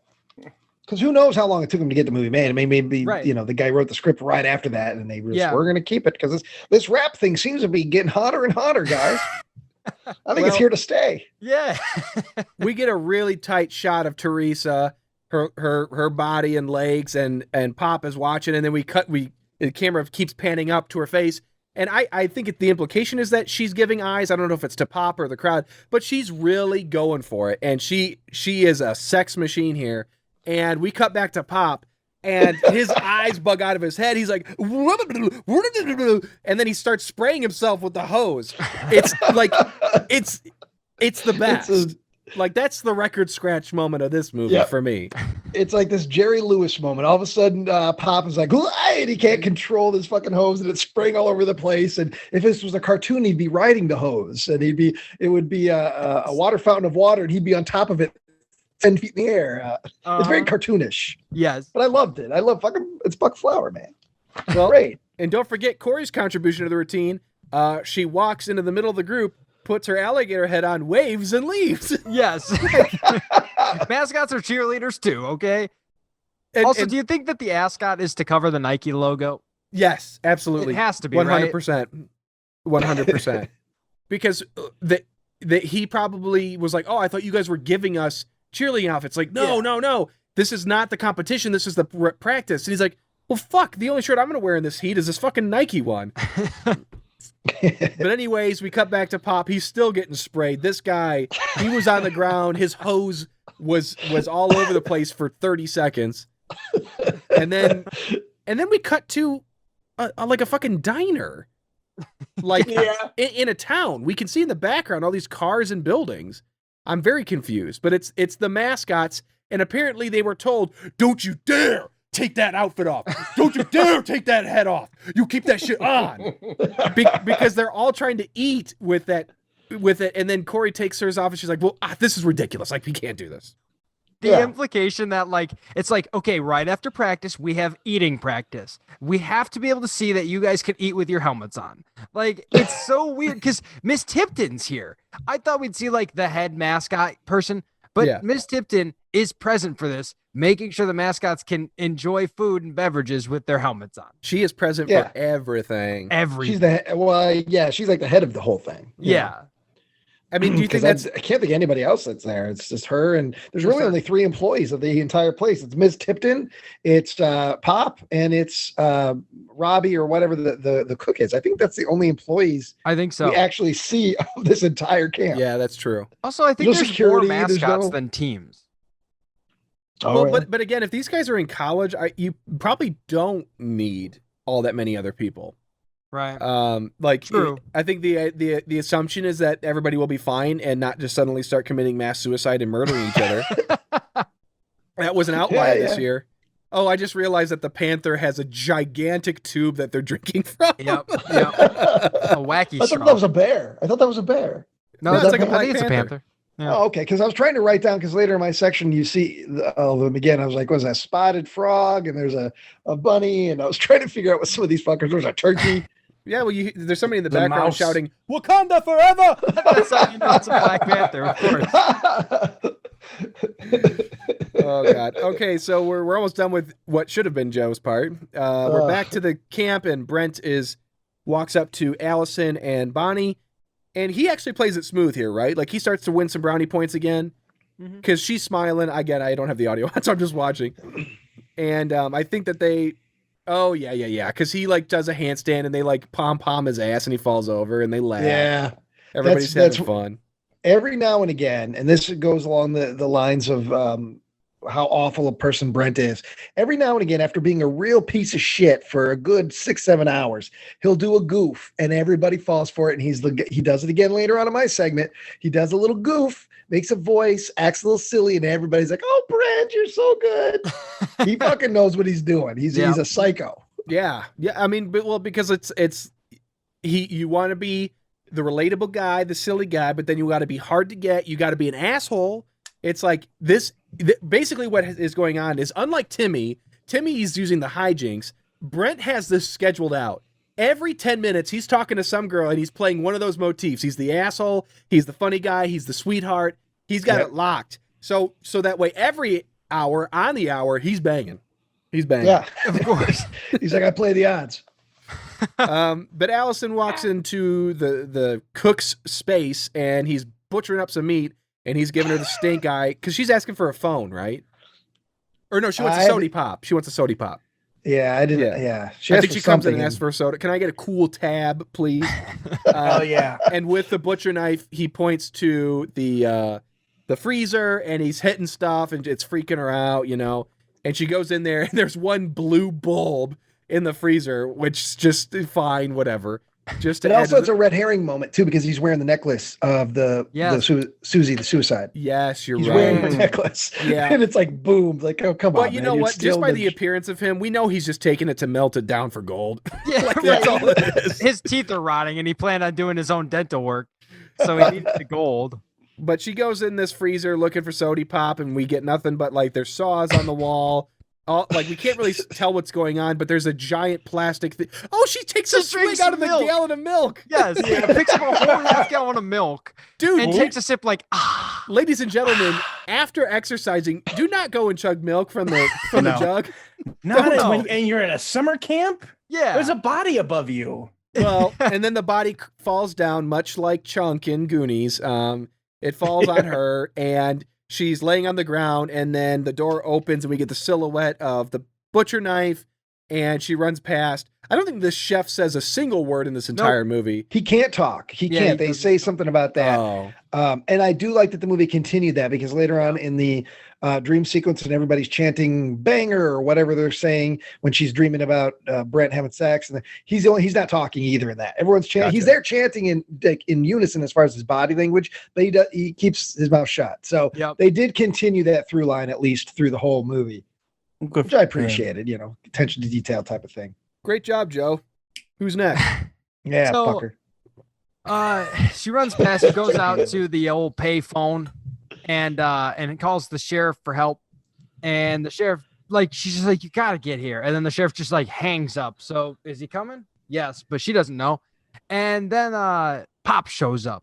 And he's like, hey, what are you doing? We got a phone in the office. So you don't have to go all the way out here to the payphone. Right, exactly. You want one of these chewing matches? They're real good. And which I thought maybe he'd use the matches for something later. And absolutely, he never does. I thought there would be a moment where when the red herring turns and they think they're about to be killed by Pops, but no, he lights the match with his teeth, throws it on the ground, and then like a fire ring goes out and surrounds the killer or something. Right, something, right? But also, what happens? Before it blows something up, he goes, pop. And pop goes the weasel. It was a weasel mascot. Yes. But Cheerleader Camp. Anyways, for any budding filmmakers who are listening to this, it's all in moderation. They went way too hard on the Pop red herring thing. That moment with her and the payphone was completely unnecessary. Yep. And when that happened, I'm like, I'm done. Pop is not the killer. Yes. He's not involved with this in any way, shape, or form. And they play that up all the way till the end. Like it's just too much. It was too much on Pop. And like you mentioned how like everyone's so calm around here. So the lead, I forget her name, even though we've said it a billion times. Alison runs away. Then apparently like off screen is met by the cop and Miss Tipton, and they all go to check out the body. The cop is like, yep, should have told me about the suicide. And there's Pop fixing a light. So like there's a reason he was there, but he's just like fixing the light. And the chef is still doing chef stuff. You know, he's still you don't have to call the sheriff. I'll take care of all that for you. and Tipton's pissed. Like, what the hell, dude? We would have told you about the suicide, but like, we got to camp. You know. And the sheriff makes a really good point. He's like, this is a dead body. Like, he's spitting straight facts. He's like, it's not gonna go away. He's like, I get it. You have a water main break or a sewer line break. Maybe you push it off for 3 or 4 days. Yeah. You tell the campers to use bunk number 7. This is a fucking body. Kids, go take a shit in bunk 7 where Timmy is. Yeah, they just put some buckets up. Well, Timmy's there videotaping the whole thing anyway. Smell-o-vision, bruh. There is precedent for that, Ryan. Yeah, that's exactly. But I mean, the choice that she makes, she's like, I'm not going to call the police. I'm not going to do anything. We're just going to freeze it, which is going to fuck up the whole forensic. It's going to mess up everything. Time of death. All this stuff is going to be screwed up. That's like 20 years in prison, probably. I mean, that's a crime, a major crime. It is probably a felony. Yeah, it's like if you saw that in the news, you'd be like horrified that a human being. But it's kind of just brushed off as like finger wag. How are we going to solve this? Oh, Miss Tipton, classic Miss Tipton. Yep.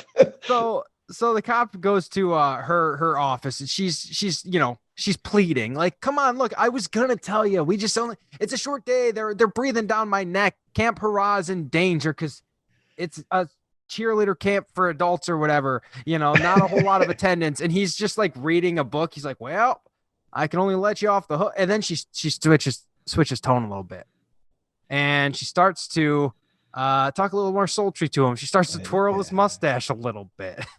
And then comes just a very odd scene of him maybe reliving his glory days. Is that the idea? Well, hold on. Before we get to the glory days, what do you see first? Oh, that is yes. Okay. I forgot if this was before, but we see Timmy in his next Commando outfit. Timmy. Commando Timmy. Hopefully an action figure so I can collect them all. He's got his hat. He's got his black gloves. Right. He's got his backpack, his little backpack, and on his left arm, he's camouflage on makeup on too. Yes, camouflage and everything. Daylight. Dressed up for a nighttime scene in Platoon, and for some reason, also on his left arm, a Japanese headband.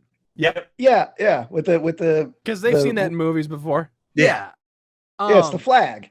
Yeah. It has but some he also has and he has a periscope. And he's crawling. At first, I thought it was like a pipe. Oh, I thought it was like a dump bag. That's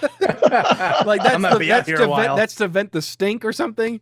Yeah. Eventually, I realized, it's like a homemade PVC periscope or something. Yeah.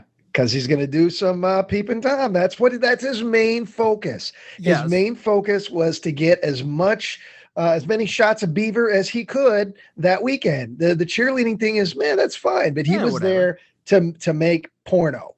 And he does a really bad job of it, which we'll get into in a second. As a camera operator, usually you point elsewhere. But so Chris Farley, Timmy here, jumps into action, and he's very like sneaky, like, oh yeah. And Miss Tipton is getting changed. She gets into a cheerleader outfit. We see the sheriff is now just in his boxers. Oh yeah, that's a hard cut back to him, and he's already fucking like in his red heart boxers. Yeah. Yes, the perfect comedy boxers. Right. Yep. And he's ready to go, and they're reliving this whole thing. She's recounting the big play, and I'm guessing, I don't remember if it was mentioned, was the sheriff, he calls himself Mad Dog, so he used to be like the big quarterback. Is that the idea? Yes, that's what that he was a big shot in high school, maybe college, and and so then she's, he's playing out the final play, and the ball comes to him, and she says, which I didn't think I'd hear these words, but just like split the uprights. And I don't know why it just hit me so weird, and I hated it because she lands on her back, legs straight in the air. He comes running in with his socks still on because he doesn't have time to take those tubes off. He's a busy man. And he just dives straight on the bed. And well, first she lays back with her legs way up. Yes. Oh yeah, straight up in the V. And he's like, right, go right, right down the whatever. Old Ironsides. That's not what they call that, but that's who's this guy? Who's this actor? And what's funny though, real quick, there's an Easter egg in that scene. Oh my God. On the record player, there's a Leif Garrett album. Is that what that is? Yeah. I looked it up. I thought it was. There's one on the ground too that has his name on it. Yeah. So there's a little goof in there too. That there's a Leif Garrett record. You guys want to take a stab at guessing who the actor who plays Sheriff Pouchers is? The actor's name? Oh, it's very fitting. I have it written down, so I'm not going to say. It's Jeff Prettyman. Yes. And also, Prettyman is the last name of the lead singer of the band. Oh. Different first name, so maybe it's a son. You want to be in the movie? You want to be in the movie, son? The one where I'm banging the girl who put the corpse in the freezer? Oh. Sure, Pop, what am I doing? He's like, you play in a band, but you're never going to lip sync. You just stand there, but the vocals will play. It'll be fine. Yeah, it'll be fine. Don't worry about it. So now we see the periscope pops up, looking around, and Timmy, he's recording the whole thing, but only the top half with no exposed female breasts. In terms of a porno that he's been shooting, there's really not much here. No, he's just gonna get porno. No, but I've watched my fair share, and usually you include the bottom half. Yeah. So I don't know. Maybe Timmy, he's an amateur. He's figuring it out. But he's really having a good time, and they're going to town, and it's the campiest sex scene of all time. Woo! Oh, woo! Oh.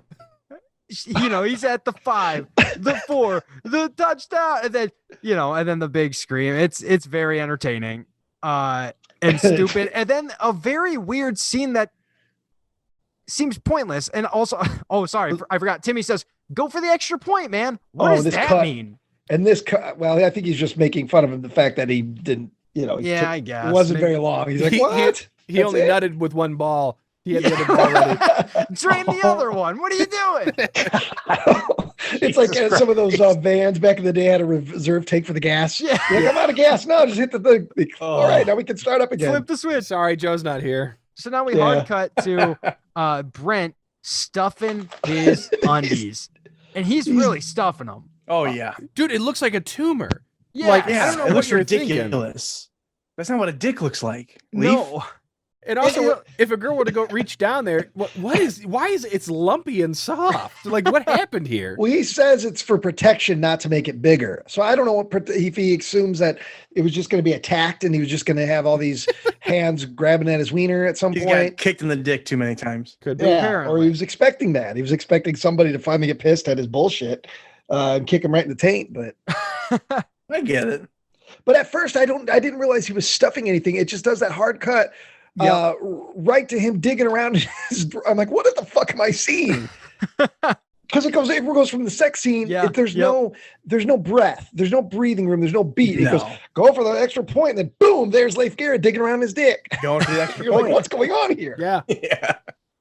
So he mentioned, he's like, just stuff for protection, as he said. And then he throws one at Tim. He throws one of the washcloths that were in there. And we hard cut back to cheerleaders out on the lawn. They're just cheering. They're always out there cheering. Wait, isn't there a bit with Alison and the Andy Man? Yeah, well, now Alison, again, doing that thing she does through most of the movie, which is she's just like looking around. She's just like snooping places. Is there a reason she goes to Pop's shed? In hindsight, I'm assuming it's she saw the body and she wants to know more. Like she's not convinced it was a suicide. Yeah. Okay. And Pop's been awfully weird about the payphone outside. Okay. That makes sense. That costs $2 to use that. Right? You could use those $2 for something else. Just come use my phone. And so Pop's, she goes in there and then she like hears a sound. So she jumps behind the fridge and Pops busts in to examine his scythe and then leave. As Pops does. Once a day, he checks it to make sure it's okay. This seems like, oh shit, we need another moment of Pops being weird and Alison being a little investigator. Yes. So you two just go in there and improvise something, and they just do it in one take with 2 cameras. And they're like, fuck it, we got it. Yep. Exactly. He grabs some moonshine. He does grab some moonshine, yeah, because Pops, he's gotta have his beverages. So far this is alcoholic number 1. Okay. Yes. There are many more to come. Oh yes. And we go outside. She sneaks out of the Alison sneaks out of Pop's cabin, and we go back to cheer practice outside where Brent holds up one of the girls. They're doing a practice, and she says, "Watch your eyes, Buster." Pam. And he's like, don't worry, I'm not looking up. And she's like, why not? And he's like, oh, okay. So he looks up, and then he's got a big old goofy smile, and she's really excited about it. And there's just like, it's funny how many scenes happen in this small segment here. Like a lot of like, look, we gotta develop some shit. Let's just keep moving it. So then we cut to Bonnie and the other one. I didn't Teresa, learn half of their names. Bonnie, and I think Pam again. Yes, yeah, and Pam. Yeah, so time jumps here as well. And they're all getting, dressed up, and Pam is like making fun of them for not looking sexy enough. Like they're not looking. She says something about 5 o'clock shadow and everything. And this is where the line about the walking felony comes in. Where the friend's like, you look like a walking felony, which again doesn't make sense knowing that they're in college. Yeah. But hey, whatever. It's fine. It's not the point of the movie, Yeah. Then let's see. Oh, then we go to again another. It's just jumping all around. Corey We have to assume that that's it's nighttime. just scene after scene that after looks scene. like nighttime. Yeah. And so now it's like, all right, moving forward. And now Alison's outside with Corey, and they're just kind of walking, have a little bit of a heart to heart. Just talking. Corey's just like chatting with her. They're just talking about nothing. There's so much nothing happening in this period of time. There's the washcloth dick. There's the walking felony. There's just walking and talking. There's nothing happening here. Nope. And then we're back in the hall. Yep. Right. Yep. Yes. This is where they show the video. Yes, this is where they go to the hall, and Bob's manning the VHS, but he's not paying attention. And Timmy snuck over, and he plugged in the old video camera. He's that little prankster. And then Bob hits play, and the porno that he shot earlier of Miss Tipton and the sheriff starts to play, and Bob is like, "Whoa, I'm not shutting this off. I'm not gonna shut this off." And at first, Miss Tipton's flattered. Right, everyone starts to cheer. The kids are cheering, and Miss I think she doesn't recognize what's really going on. And then when she does, I think the implication is, oh, it's for me. It's all for me. And then she turns around. Oh no! Oh my god! And so she runs over, yells at Bobby. Yeah, you shut it off. He's like, nah. What does he say? He keeps saying, "Feel the spirit. Feel the spirit." And Pop gets into it too. That's the thing. Really into it. Another thing I love about Pop is like he's sometimes he's just one of the gang. Sometimes he's a creepy guy, but sometimes he's just as complicit in the shenanigans as any one of the campers. Yeah, and she wallops him. She gives him a good hit. Like she just like smacks him right upside the head. And then she guys, just I can be one of you. I can stay up late and have a drink around the campfire, and if you guys wanted to act like I was 16 years old and I could touch your breasts, like that's cool. That would be really cool.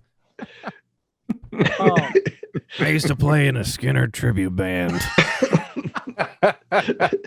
So we go out. Now the meeting's over.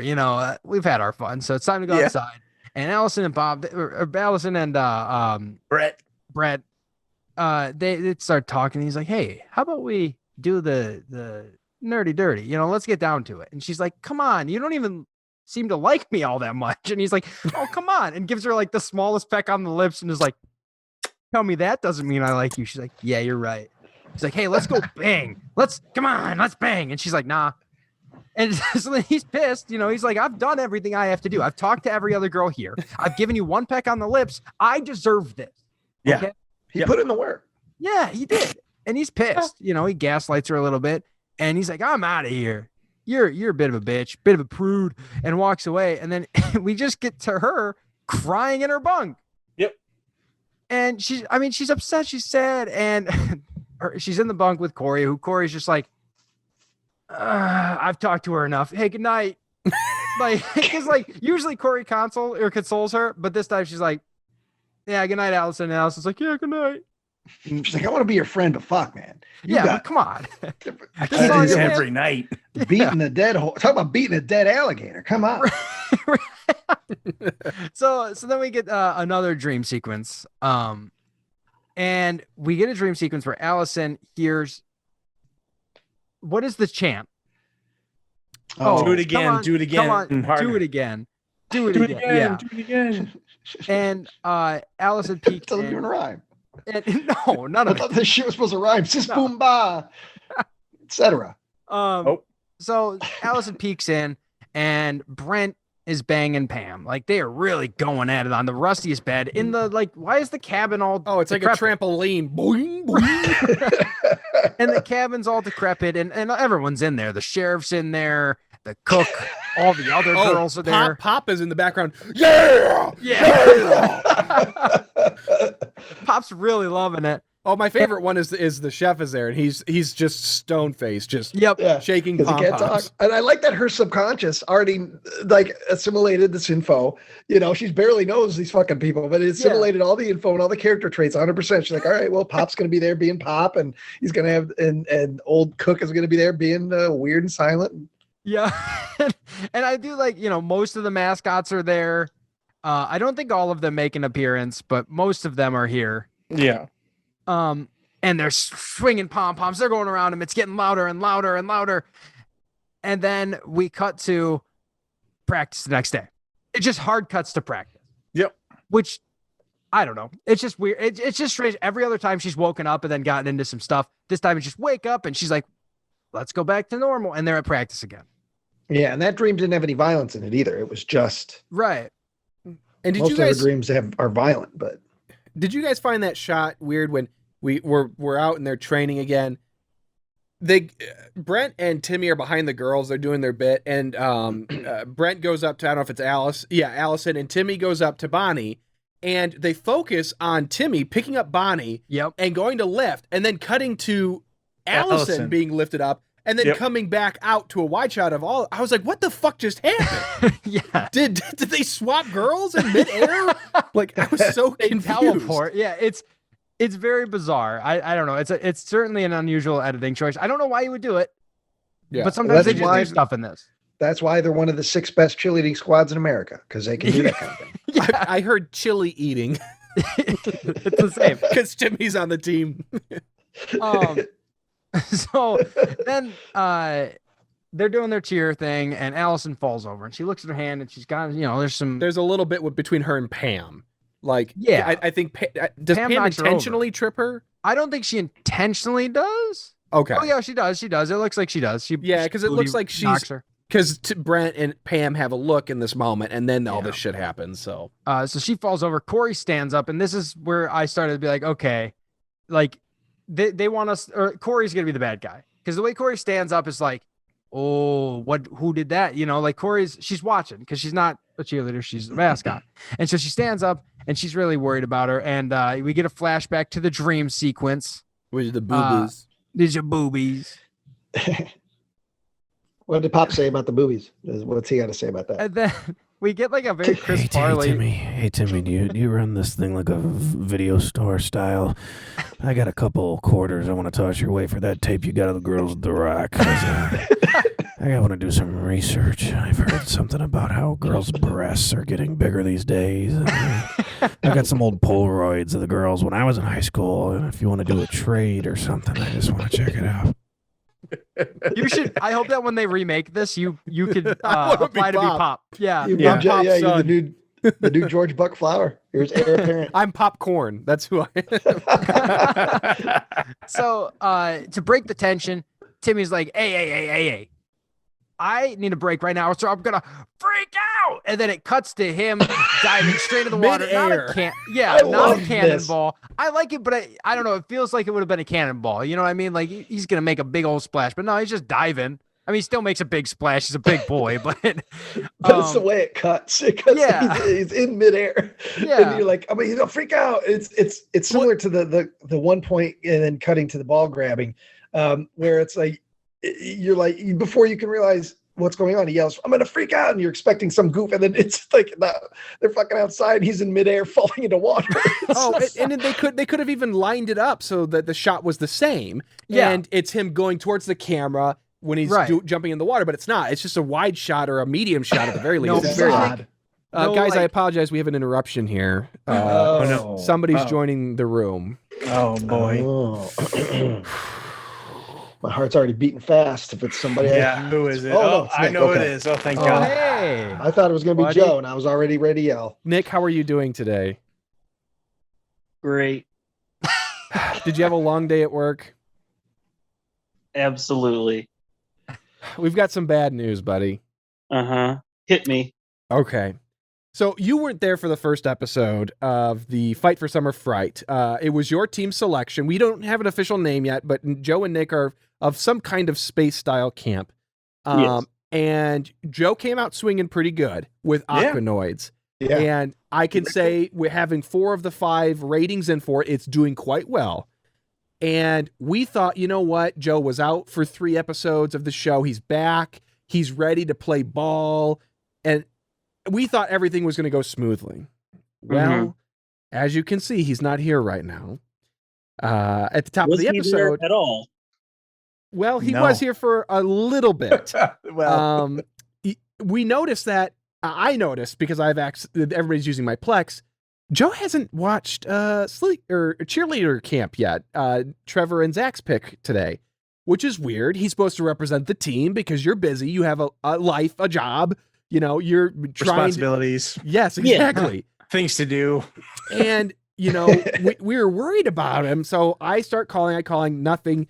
10 minutes later, he calls back. And Joe slept through his alarm that was set for 1 p.m. He slept through it for 5 hours. Did not watch the movie. Did not rate the movie. Did not review the movie. And is not here. Right. And where is he? Oh, he's at home sleeping still. He went back to sleep. And he got an extra 5 hours wasn't enough for him. So the council has agreed that this means that Nick and Joe's space camp will have to lose points for this. And you guys could see Nick's face. Ladies and gentlemen at home, Nick his head is about to blast off, much like the theme of their camp. Nick, what are your thoughts? Am I surprised? No. Am I disappointed? God, you bet.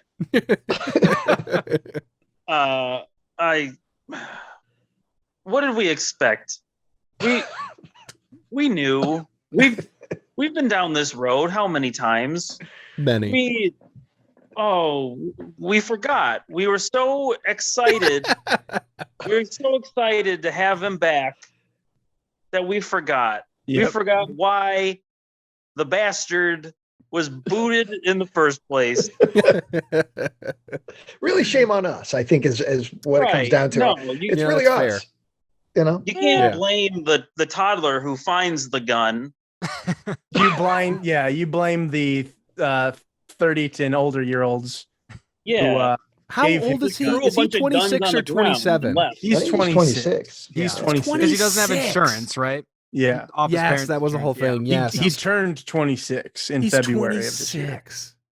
26 years old. Barely has a car. Yeah. Barely has a car. No job. No prospects. The few projects he has, he sleeps right through them. We're the only thing that he does anymore. Sorry, guys.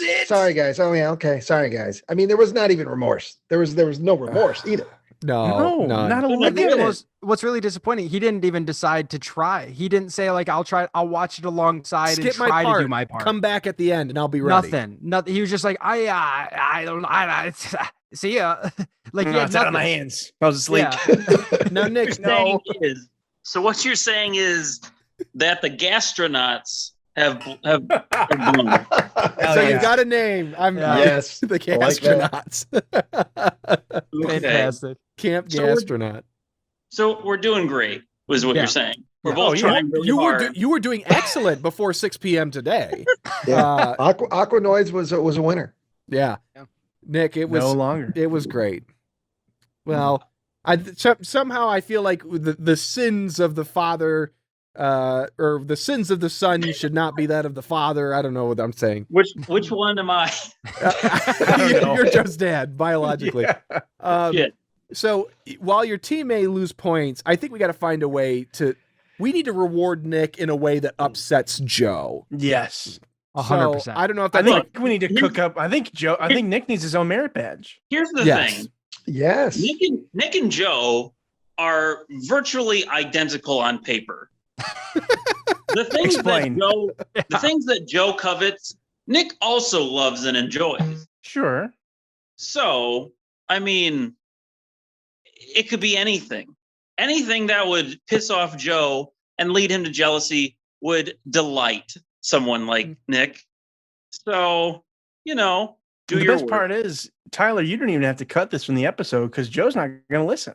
No, right. It's true. He's never going to listen. No, he'll find out during whatever award show we do. I think there should be some sort of punishment to Joe, but I think then a main punishment. But then I think there should be a rolling punishment throughout the rest of the Summer Fright. Maybe he doesn't even get audio. Maybe his audio is cut off for the award show. No. We replaced his audio. We take a transcript and we do like a Microsoft Sam text to speech thing, just replacing everything Joe says. I think there's something to that. I think that's fun. So Joe, if you're listening to this episode, all you have to do is simply say to us between now and the award ceremony is just say, I am sorry that I screwed up. I love you guys. I appreciate Malevolent movies, and I don't deserve you, but I'm thankful that I have you. You say those exact words to us, and we'll. Oh my gosh, Joe watched the episode. Yeah. Hang out to cover our bases, Joe. When you do this, I need you to provide at least Tyler the timestamp of the video. Oh yeah, because some fan will tell him. Yep, some fan's gonna tell. Yep, I need a timestamp. Yeah, I'm gonna timestamp, buddy. So don't assist Joe. Yeah. If you like Malevolent movies, how can you defend this? Don't assist Joe Buck. Don't be an enabler. No. Yeah, because and who is this? There's somebody who's been commenting on every fucking episode about Joe not being here. God damn it. That Wyther or Wither, Wyther, it's got like a picture of a stone-faced man as his icon. Look, I appreciate you being a fan, but Jesus Christ, it has been so nice to not have Joe around for a couple episodes where we didn't have to worry about cum and pussy and blech. All right. And you've even gotten a little bit of that from us. So, don't help Joe. Don't help him. If you want Joe back so bad, pal, you edit Joe. We'll send you the file. You get to edit Joe. We'll see. And then you'll see. Why it takes 3 months between episodes. Yeah. How much work goes into editing Joe. And you'll be like, yeah, I get it now. Well, Nick, thank you for joining us. We know that your time is precious. Hey, you're done with this gig in a couple weeks, right? Yeah, 3.5 weeks from now. We can't wait to have you for July. Look, we can't wait to have you. I can't wait to get back into business and to be with my boys and to pick up the slack that, frankly, Joe has been dropping. And guys, I didn't even tell Nick because I knew he wouldn't be around for June's episodes.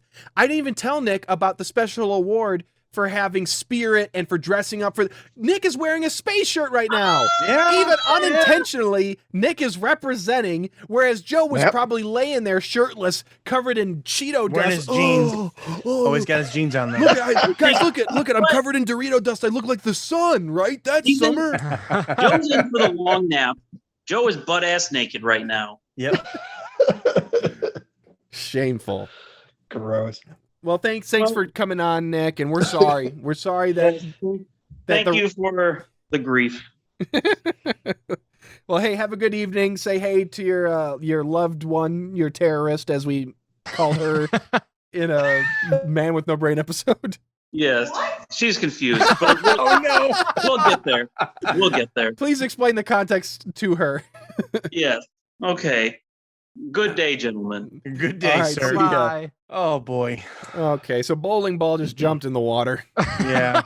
Big old splash. The ladies are having a good time, and shamelessly, Brent is giving a massage to Pam, like 10 feet, give or take, from his actual girlfriend.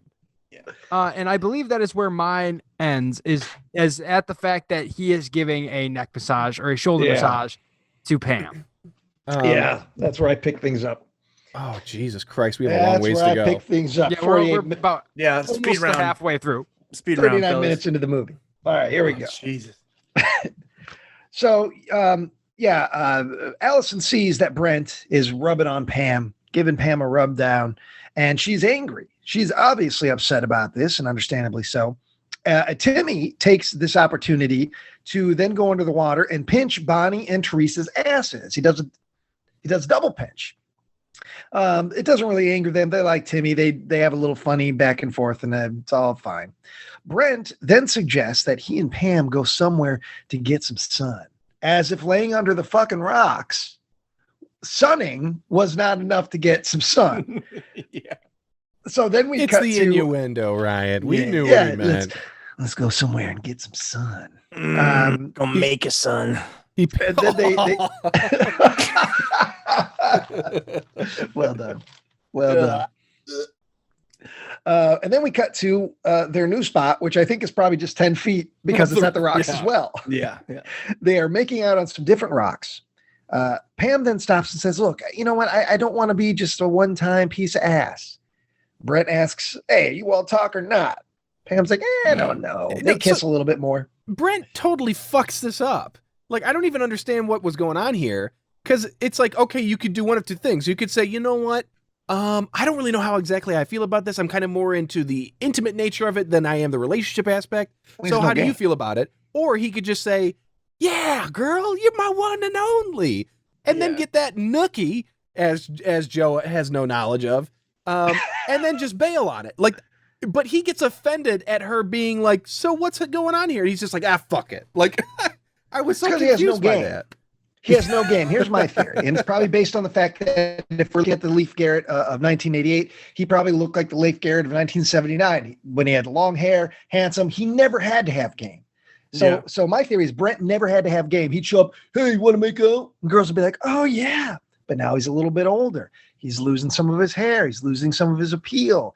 But he still hasn't learned any game. He doesn't know how to seduce. He doesn't know how to speak sweet nothings. He's just still in that, hey, you want a bone? You don't want a bone? Fuck. I can't believe it. He's like, he has zero game. He's like perpetually a 14-year-old kid. Yeah. And that's what happens. He doesn't know enough to be like, and kind of take what she says. And well, look, I understand that. Maybe I don't know how I feel about you. I don't want you to be just a simple piece of ass too, but I don't want to be that. I don't want to be a piece of ass for you. There's a lot of ways, he could have spun it if he had any sort of, player game in him, but he doesn't. Yeah, he just gets pissy with her, and they kiss again for a little bit, and then Pam hears something in the woods, and she stops, and she said, I think I heard something. And that's the final straw for no game Brent. He goes, oh, go fuck you or whatever, and he splits. That was it. He leaves her alone. Runs off annoyed. I guess a couple of minutes pass. Next thing we know, Pam is off looking for Brent in the woods. She's by herself. She's saying, Brent, where are you? And we're getting, the standard POV shots, perhaps, of somebody creeping up on her. And it's very kind of bland. Not a lot of suspense, but something's going to happen, especially when the scary music kicks in. And no sooner does it kick in, but boom, Pam is stabbed right in the back of the head with some pruning shears. The shears actually come out of her mouth, which was a little more groove than I expected out of Cheerleader Camp, and I applauded got it. A little treat. Zach's got himself a popsicle now, folks. Hell yeah. Is it banana flavored? It's a very refreshing pineapple flavored. Oh, okay. It all fits. Guys, I didn't realize this, but we've been recording for 2 hours, and we're not even halfway through this movie. Oh my god! Yeah. Well, we did a lot of other talking too. Yeah. Well, we're all going to win that award for the side conversation or whatever about Joe. Yeah, exactly. I mean, we're all going to get that award. Yeah. So Pam is now dead. She's been stabbed through the back of the head. The shears came out of her mouth. She drops dead. Cut to Brent, kind of running through the woods. The shot lasts for maybe 3 seconds. It's not a very long shot, but it's enough to make you say, red herring, red herring. Speaking of red, at that very moment, the screen fades to red. So we know it's time for another one of Alison's dreams. We cut to Alison. She is indeed asleep. She's obviously in distress. She's moaning and groaning. Then we cut to her dream. We go into her dream, and in her dream, she's walking in the woods, and she finds some pom-poms on a tree stump. Well, she picks up the pom-poms. Then she sees Brent and Pam. They're making out next to a tree. She has crazy fucking eyes, screaming red herring, even though we know, Pam's already dead from somebody completely different because obviously Alison's sleeping. But Alison approaches Brent and Pam. They stop making out, and immediately Alison starts slashing at Pam with the pom-poms. The pom-poms are cutting up her face and her body and her legs. There's some razor blades or something in those formerly titled bloody pom-poms. And in that moment, she wakes up screaming. And she's also screaming not only because she had the nightmare, but because she's looking up at the alligator helmet, mascot face of Corey. Corey is just wearing her alligator mascot costume, and she's hovering over a sleeping Alison. I assumed the implication is that she heard her thrashing around and, in her dream or something, or having the nightmare, and that's why she was over there and not just being a fucking full-on psycho. Either way, you could take it either way, as we'll learn. Wow, I just like to point out how refreshing Team Two Hands is. How refreshed we are. As soon as I saw Zach with his push pop or whatever he's got there, I had to grab one of these bad boys. Shit, I like how I'm gonna go grab some ketchup and ice cubes. I'll be right back. That's all I got. They kind of almost match your outfits. Depending on the light hitting that fish, the fish looks yellow too. Yeah. Look at that. What can I say? Man, Camp Two Hands coming in hard. Yeah, we don't fuck around. All right, so yeah, we do. All right, so Corey is sitting there in her mascot costume. She takes the helmet for the mask off, and she asks Alison, are you going to be okay for the competition? Then she kind of leaves. And Alison doesn't know. She's sweaty. She's discombobulated. She reaches under her bed into her duffel bag and grabs those pills from earlier. Corey comes back into the scene and says, no pills. Don't be taking those pills. Then they have a bit of a heart-to-heart. Corey says, Alison, you can talk to me. You can talk to your friends about things you're going through. You can talk to Pop anytime. He's always watching. What would Pop's lean into the room and say that he's there for her? Yeah. What would Pop's advice about bad dreams be? Yeah. Yeah, I couldn't help but hear you have a nightmare because I was laying under your cot. But I just want to let you know if you're ever scared while you're sleeping, don't worry because I'm right below you. And sometimes I'm going to poke you in the back and let you know that I'm there. It's just a gentle little nudge in your butt. But don't worry, old Pop's here. He also asked her if she wets the bed. And he says that's not a deal breaker if you say yes. Old Pop's thirsty down here.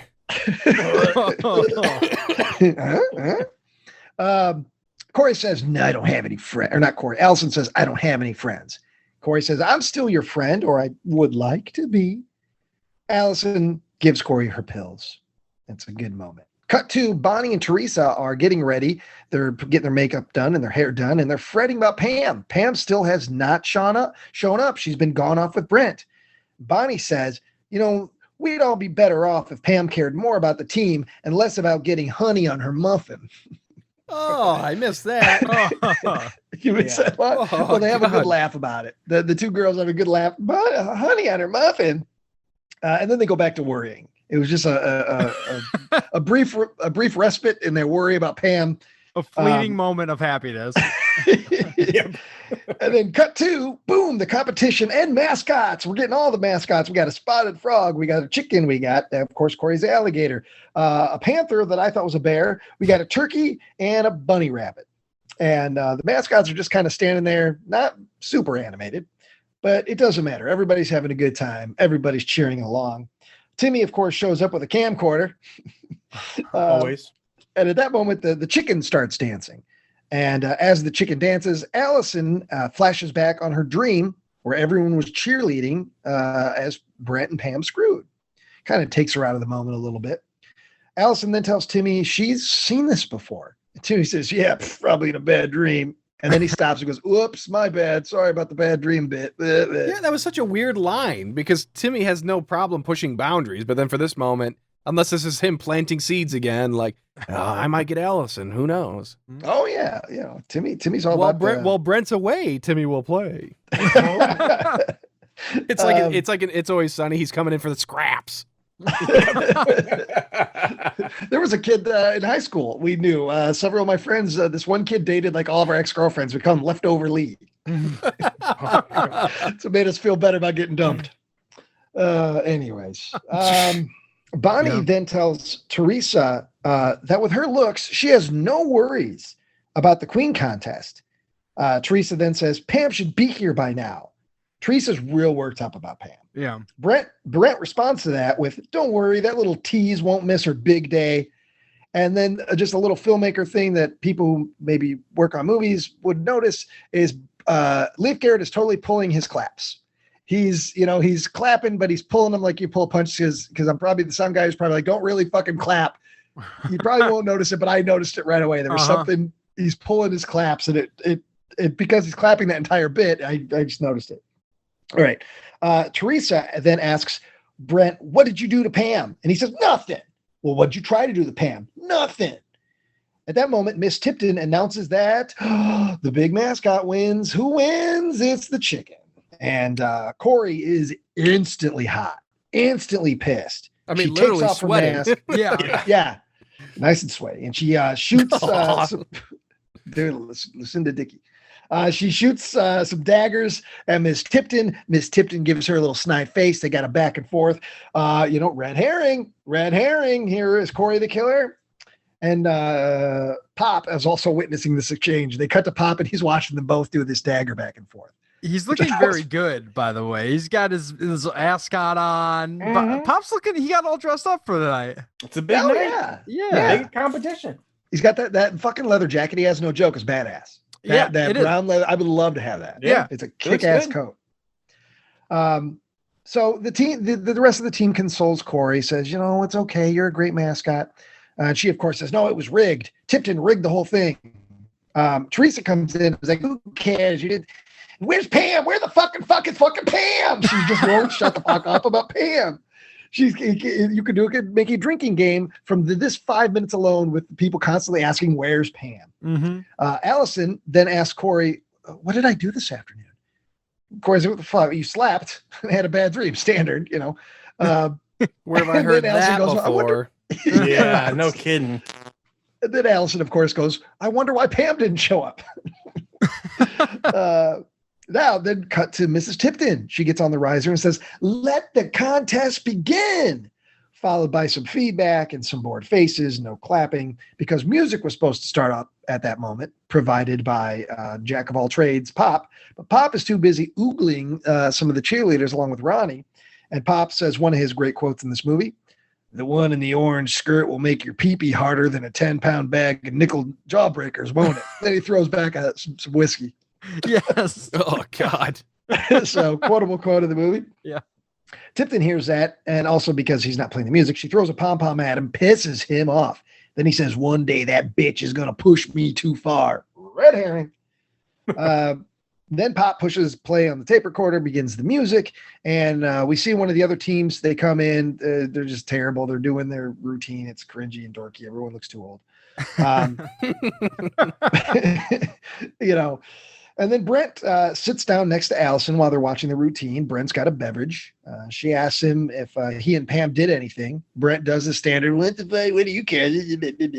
Alison says, "I don't care what you did, but Pam could be hurt. Where's Pam?" Brent didn't give a fuck. No. Tipton then comes by and says, "Look alive if you can. You guys are up next." And then Brent, we see a little crack in Brent's armor. Brent feels inferior. Says, I don't think we can do this with Pam missing. I don't. Bonnie then rises to the occasion and says, "You know what? I think we can do it. I read a story once about a choo-choo train that didn't think they could, but they could." Fucking cringy, dumb. Yeah. She's dumb because she's dumb. She's dumb. And then Brent does the thing I was talking about earlier, where now he's going to try and redeem him being an asshole by doing a funny bit. So he turns to this character, you know what? Maybe he can do it. We can do it. Victory. And he makes all these faces and let's do it. Let's do it. Let's do it. And everyone kind of laughs, including Alison. Fucking Alison. She laughs too. Oh, Brent, you're fun. And there's a weird angle then where Timmy's fucking ass.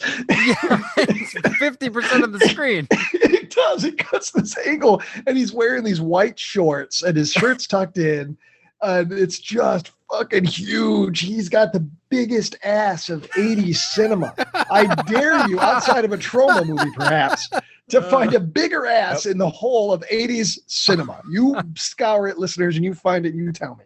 I don't think you'll find it. Anyway. So the team begins their routine, and the girls are kind of doing the standard pom-poms, whatever, kicking the legs, doing that, doing it up.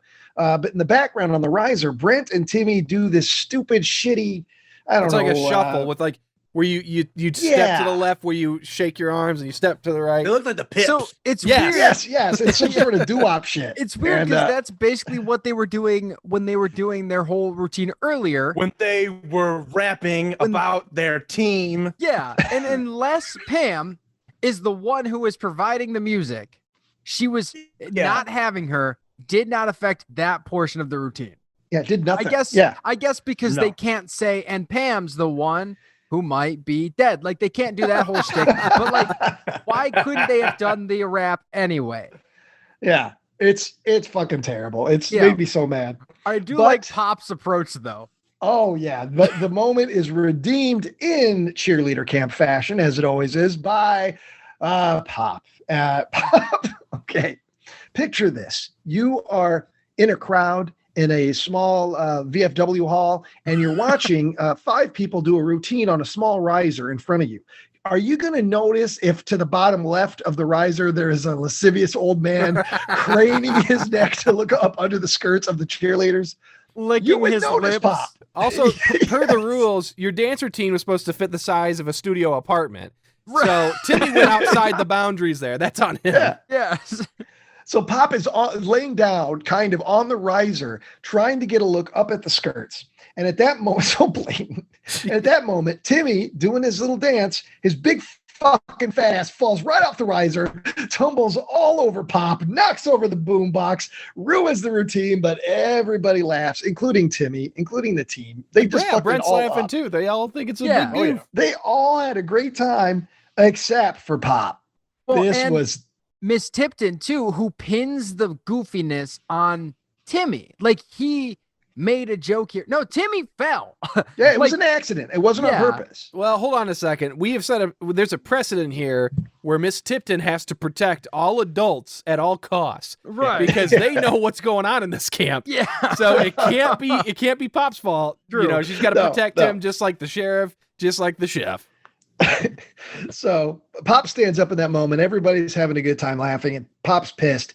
And he says, quote, "Laugh, damn it, you can't sing.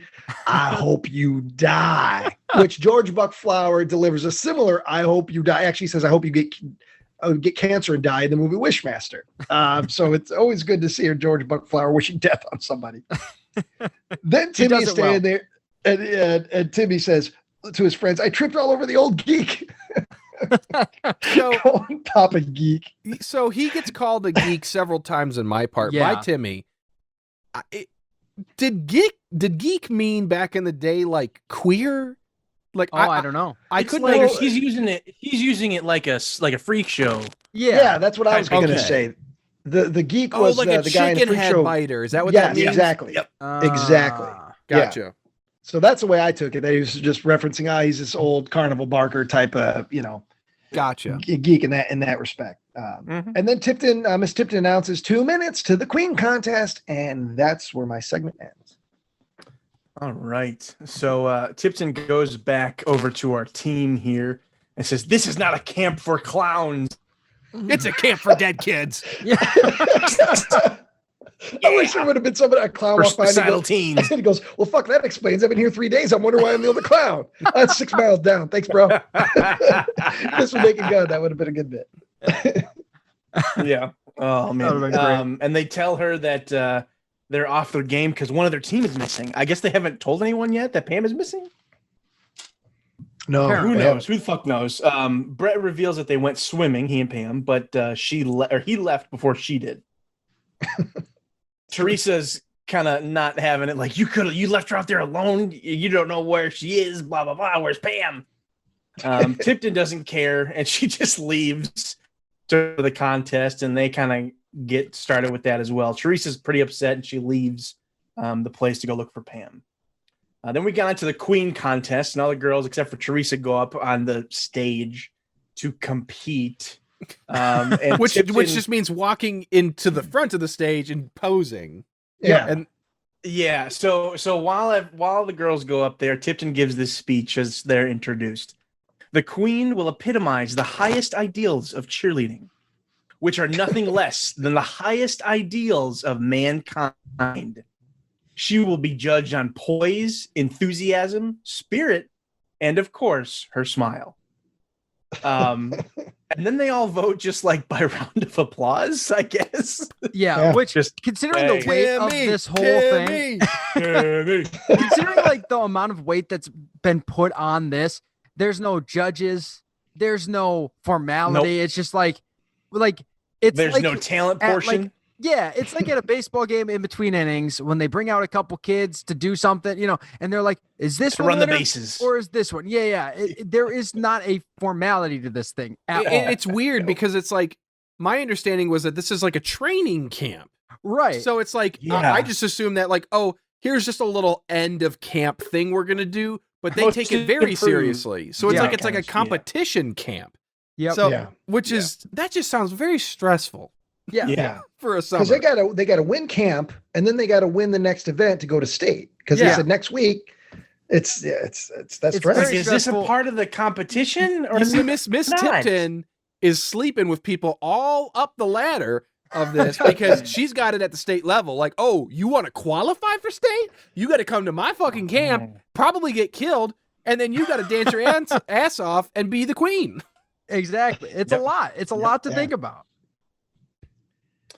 Well, anyway, Bonnie is crowned the Hurrah Queen. All right, Bonnie. Yeah, good for Bonnie. If not Alison or Corey, I guess Bonnie's just as good. Yeah. And then there's no time to celebrate though because the band's here. We get the punk rock band.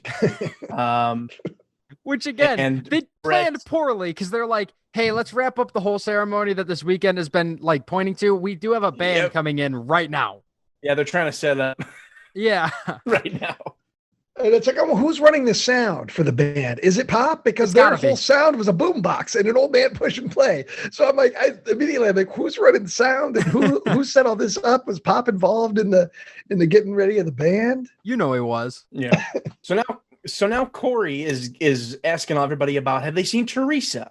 So now we got two missing cheerleaders that everybody's talking about. And they just kind of go back and forth about where's Teresa? We should go look for her. Brett goes to look for her and says, he turns back to Timmy and says, hey, you stay with the girls. And he says, tough job. He's horny. Oh, Timmy, you and Pop are just everything. Yeah. Corey heads outside, but we don't see where she is going. She just like walks out and kind of looks around. This is another portion Corey of the or movie. Teresa? Corey. Teresa left already before the Queen competition, I think. Yeah, I'm watching back, and that's the part I'm at, so I was confused. Let me fast forward 2 minutes. Rewind to the part where Leif's digging around his balls. Just over and over. Yeah, this is the part in the movie where the same thing kind of happens like 8 times. Yeah. We just cut back and forth for really no reason. Tipton sends Pop out to just keep only an eye on those girls that just left.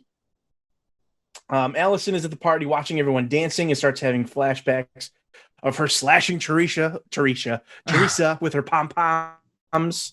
This is back in the sex dream that she had. I don't know if you guys have noticed, but Bonnie has done quite well for herself. She got fucking AC Slater. Hell yeah. It looks like Mario Lopez she's dancing with. Yeah. Well, she's the queen or whatever, so, She gets her pick of the woods. Mm-hmm. Yeah. So yeah, it's the dream of her and Brett having sex, and then like the chicken mascot is there too. All of a sudden, there's a turkey. Then back in the woods, a chicken or a turkey. Yeah, there's a chicken and a turkey. Kind of a bird. Okay. Yeah, there's a team called the Turkeys. If you think about it, Oh, jeez. Yeah. Back in the woods, Brett searches for Pam and Teresa. Teresa is also out there just bumbling around in the dark. And now Pop is out there too. He stops in his shed and he's looking for something, but he can't seem to find it, whatever it is. Oh, no. Oh, my God. Teresa falls down the hill. Yeah. She does like a full-on tumble. Clumsy. Yeah. She does like a full like hot rod style tumble down the and she's covered in twigs and berries and shit. And she finds Pam next to a tree, like sitting up, but you don't see her face. She says, "Oh my God, I was so afraid. I didn't know what happened. None of us knew where you were." She's going on and on. Pam, wake up, Pam. And she finally goes over to her, and oh my God, she's dead. She's got the shears through the back of her head coming out of her mouth, and there's like a bug crawling out. I like the bug. I like the extra touch that like she's been there long enough that the critters in the woods would start to getting interested in her corpse. I did like that. Yep. Did you mention that Pop, he does come across a flashlight that he decides to light and turn off and light and turn off in his own face while he delivers a stupid monologue? Yeah, I didn't get what was going on there. I think it's just more red herring. More red herring, yeah. I think it's what it comes to. Yep. More Buck Flower doing his thing. Yep. Yeah. It's glorious. So Teresa's freaking out. Her friend's dead. She got bugs crawling out of her skull. So she screams, she runs towards the road, and then someone in a truck. It's like the camp van. It is the van, yeah. Yes. Okay, so the camp van like drives past her, slams on the brakes, and like backs up and starts to chase her down back into the woods. And instead of like running around a tree, she just runs to a tree and just and then lays up on it. Oh my God. Yeah. And is presumably splattered. We find out later that with surgical like precision, it has disemboweled her, as vans do. Yes. Oh yeah. Yeah. But then we go back to the party, and Timmy is fashioned like a beer helmet with a whole six-pack of Miller. Yes, 6 beers up there. He's got a whole 6-pack up there. He got a big boy with a big head. I get it. I'm one of them too. I've always wanted to drink out of one of those. Not necessarily 6 beers, but that's something that in my life when I saw that scene, I was like, "Fuck, that was one of those things I want to do before I die. I want to drink out of one of those hats." It's not. It seems like it'd be fun. It's a small goal, but hold on, Ryan. I'm looking on Amazon. You can buy them. They're not too crazy. And well, they have some shaped like coconuts and pineapples. I'm thinking award ceremony. Perhaps I'll have to employ one of those. We'll all get them. You know what? As punishment, we should make. We all get them except for Joe. On the award show, maybe we should make Joe have to smash one of his glasses that he won for the winter series, and then eat the fucking glass. You put that in a pot pie right now, Buckley. No salt, sprinkle it on pepper. your nuggies like salt. Come on. I could probably get it. Zach, we could probably get customized Camp Two Hands beer helmets. I'll pay as much as I have to. You can get $8,000. You can get a fucking MAGA one for $15. Now I got a lot in a warehouse right now. Yeah. This was a poor investment, guys. Yeah, they were prepped for 24. It didn't. They got mountains of them. Oh Jesus. Anyway, back to our regular scheduled program here. Back to the party. Yeah. So he's got a big old 6-pack beer helmet. And he's dancing with Bonnie. She says she misses the gang. I wish our friends were here, but he's not. They're gonna be fine. They'll be back. Yeah. Corey's still outside, stumbling in the dark, looking for Pam. And Alison runs into Brett. He wants to head back and says it's too dark, and they can start back fresh in the morning. But then Corey just sort of appears and says she can't find Teresa either. She does that a lot in this movie. Yep, and then Pop appears again out of nowhere, like boom, boom, boom, all at once. He popped out, and he says, "Yep." He pops into frame and says, "Well, what have we got here? Cockroach convention on parade? I really wish you kids would get back to your party. You're cutting into my drinking time." It's a good line. They ask if he's found Pam, and he says, "Well, it looks like one of them newfangled computers." I don't know what that means. But anyway, cut back to the party, and Timmy meets up with that girl from earlier. He's talking to the curly head. She kind of got like reddish hair.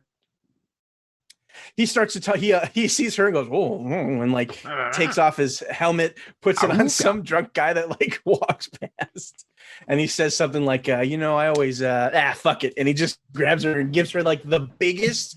Like engulfs her, this poor tiny woman, like Kirby with this trying kiss. to steal her superpowers. Like, yes. It made me very uncomfortable. Well, because she doesn't seem like she's in on it. So fucking long. Yeah, like you're not sure, and then he finally pulls away, and she says, "Not bad." Because she's even like trying to get her arm in there. She's trying to like peel him away from her, but then she's kind of into it. Yeah. So she says like that. Not bad. Yeah. Like she's into it. Yeah. But I forgot actually that doesn't happen yet because when he gives the helmet to the guy, he then grabs a bottle of vodka and starts chugging it. And then we come back to the woods again, where they talk about how they don't trust Pop. They've kind of split off from Pop. Alison says, "I know he was the one spying on us when we were sunbathing with our titties out." She's worried about Teresa. Yeah, something like that. And Brett says, she's probably back at the party with I forget what he says. Every guy's drooling over her, waiting to dance with her, some shit like that. And then we go back to Timmy, who's finished the bottle. This was cut into two scenes for some reason. He starts talking to the cheerleader, does that whole thing, kisses her. She's, "Ooh, not bad." And then we cut to him walking like a happy, like Fred Flintstone was all I could think of, doing this little jaunt out of the party with her like slung over his shoulder, but she's smiling and waving at everybody. She's ready to get obliterated. Oh my god! And she will. It'll be like it'll be like the bunk scene in Black Sheep, where Chris Farley comes crashing down on David Spade. Well, I mean, realistically speaking, she's got to be on top, right? I mean, come on. Oh yeah, well, safety first. Because my God. My God. All right, it's my turn. Here we go. All right, Alison takes off. She's going to go look for the girls, but Brent grabs her and stops her. All Brent cares about is how he looks in Pam's disappearance. He's like, "I'm going to look like a prime suspect. You just need to fucking drop it." Like, that's the end of it. Alison wonders aloud if it was Dee Dee, Miss Tipton, the handyman, or even her that could have done these murders. She's for like the 8th time, she's wondering, was the suicide really a suicide? Yada, yada, yada, so on and so forth. So Brent's just like, "You're talking crazy," and he yells at her to follow him. What a hunk. Miss Tipton is fucking way drunk, blackout drunk. She's wandering outside with a flashlight. She's got a glass in her hand, and she stumbles around while talking to herself, saying that she's going to, "I'm going to find the missing kids. Where are the kids?" And we get a quick shot of the handyman also stumbling around in the woods. Ooh, what are you up to, Pop? Eventually, Miss Tipton says, "Fuck this shit." She wants to go back to the bar. And she starts mumbling like a cheer, like, "Give me a boo, give me a boo." And while it's happening, she's kind of like, those trees that kind of split off at the base. And she's like in between it. And all of a sudden she goes, "Oh, and the music tells us she's being killed. So somebody stabbed her in the back. She does that for like 10 seconds. It's just like, oh, she does it for 10 seconds now, and then about 60 seconds later. Yeah, exactly. But anyways, she's dead or dying. And then we cut back to good old Sheriff Poucher. What a quinky dink that we see Dee Dee get pegged, and then we're cut to Sheriff Poucher. And he's in his car drinking. And now we're up to 3 terrible drunks. I mean, maybe even Timmy, because he downed that bottle of vodka. Yeah. Oh, Timmy's on his way. Yeah, he's on his way. Yeah. I know he's a big boy. It probably takes more to get him drunk, but still, that was straight vodka he's chugging. Yeah. So Poucher is ignoring dispatch, and dispatch is like, "Sheriff Poucher, You know, so he finally drunk too. He answers it because, God damn it, I'm drinking on the job. Leave me alone. It's a perk of being a sheriff. You know what I mean? Well, especially if you're working out in the middle of nowhere and your beat is one camp that's only open fucking 2 months out of the year. Yeah. But anyways, dispatch says that it's a call from Camp Hurrah. Oh no, he says, or they say it's Camp Hurrah. There's a missing person. And then he says, what does Miss Tipton want? You know, because you can't let anybody know that he knows her very well. Mm-hmm. They played foosball together. Mm-hmm. Also, side note, is that body, did they put the body back in the freezer? Oh, yeah. We never find out. So it's just probably still in there. Yeah, it's we probably never got a resolution on exactly what they did with the corpse. There's probably a kid in there from '84 that they forgot about. Oh, at the end of camp is when we'll turn the body in, and they never did. Yeah. And then the chef fucking cooked it for '85. Yeah. That's what he was hacking up when she came in there. They didn't have enough ice. Pelvis. They didn't have enough ice for the punch, so they just chopped off a thumb. And they're like, throw that in there. It'll be fine. Anyways, the dispatch says that it was a kid that called and about a missing person, so it was probably Alison. But Poucher says, oh, it's just a bunch of kids humping in the woods. Ugh, fine, I'll go. Let them know I'm coming. Back at the party. All right, I'm running out of juice over here. Whoop, need some gas. Back at the party, Timmy wanders into the dance hall with his new girl, and he walks up to Brent and Bonnie with his hand covered in blood. They think he's goofing around before they hard cut to Teresa's dead body. She's laying there on the ground, disemboweled from the van crash. Right. Brent takes off, leaving. Hold on a second. I want us to think about this for a minute. Yeah. This van hits her enough to make her midsection just fall out. Yeah. But we see the van later. Yes. And we see is some wires cut. Yeah. Right. And what I think is so there's no superficial damage. Bizarre is like he comes in. So presumably Timmy found the body, was like, oh, I hope this isn't real, and reached most of his hand into her torso. Then went back to get Brett. And then when you see him standing there, calm as a cucumber, he's wiping it off his hand with a rag like a mechanic getting extra oil off his hand. Like, he's so calm about this. It's insane. Now, and I guess because he's drunk maybe, but still. We're done with the new girl. Timmy's girl. She's done after this. Yeah. After we see them walk back in together with the blood in his hands, he's back outside with the rest of the gang and not her. Mm-hmm. Here's my theory.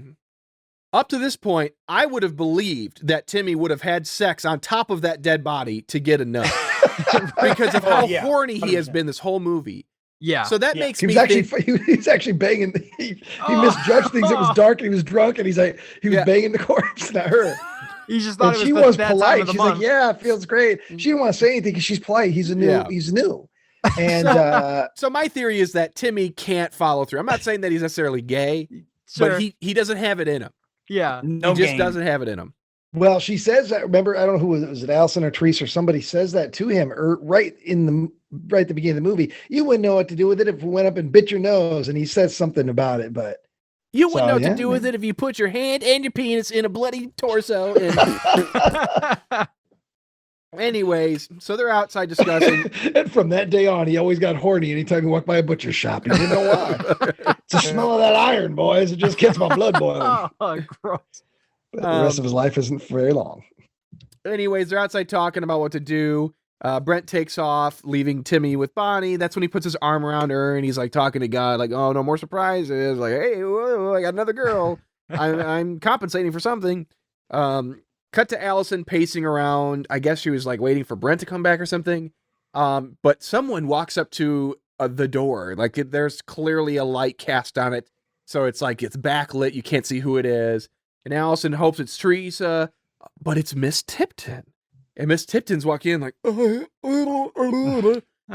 Allison's like ridiculing her. Oh, you're so drunk, Mrs. Tipton. Oh, you dumb bitch. You didn't care about the dead kids. Oh my God, fuck you. You know, but then of course, as she gets closer, she falls in Allison's arms, and Alison grabs onto her back, and what is this? And pulls out the butcher knife from her back. It's a full-on butcher knife. Yeah, it's a cleaver.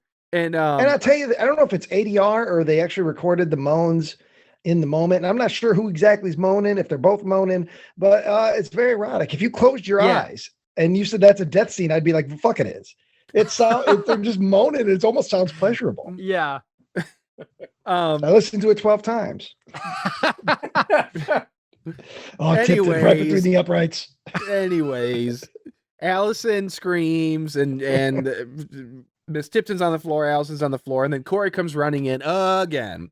And Alison begins to think that this is a nightmare, but Corey's like, no, this is real, and that's freaking Alison out. Kind of puts her into like a state of shock.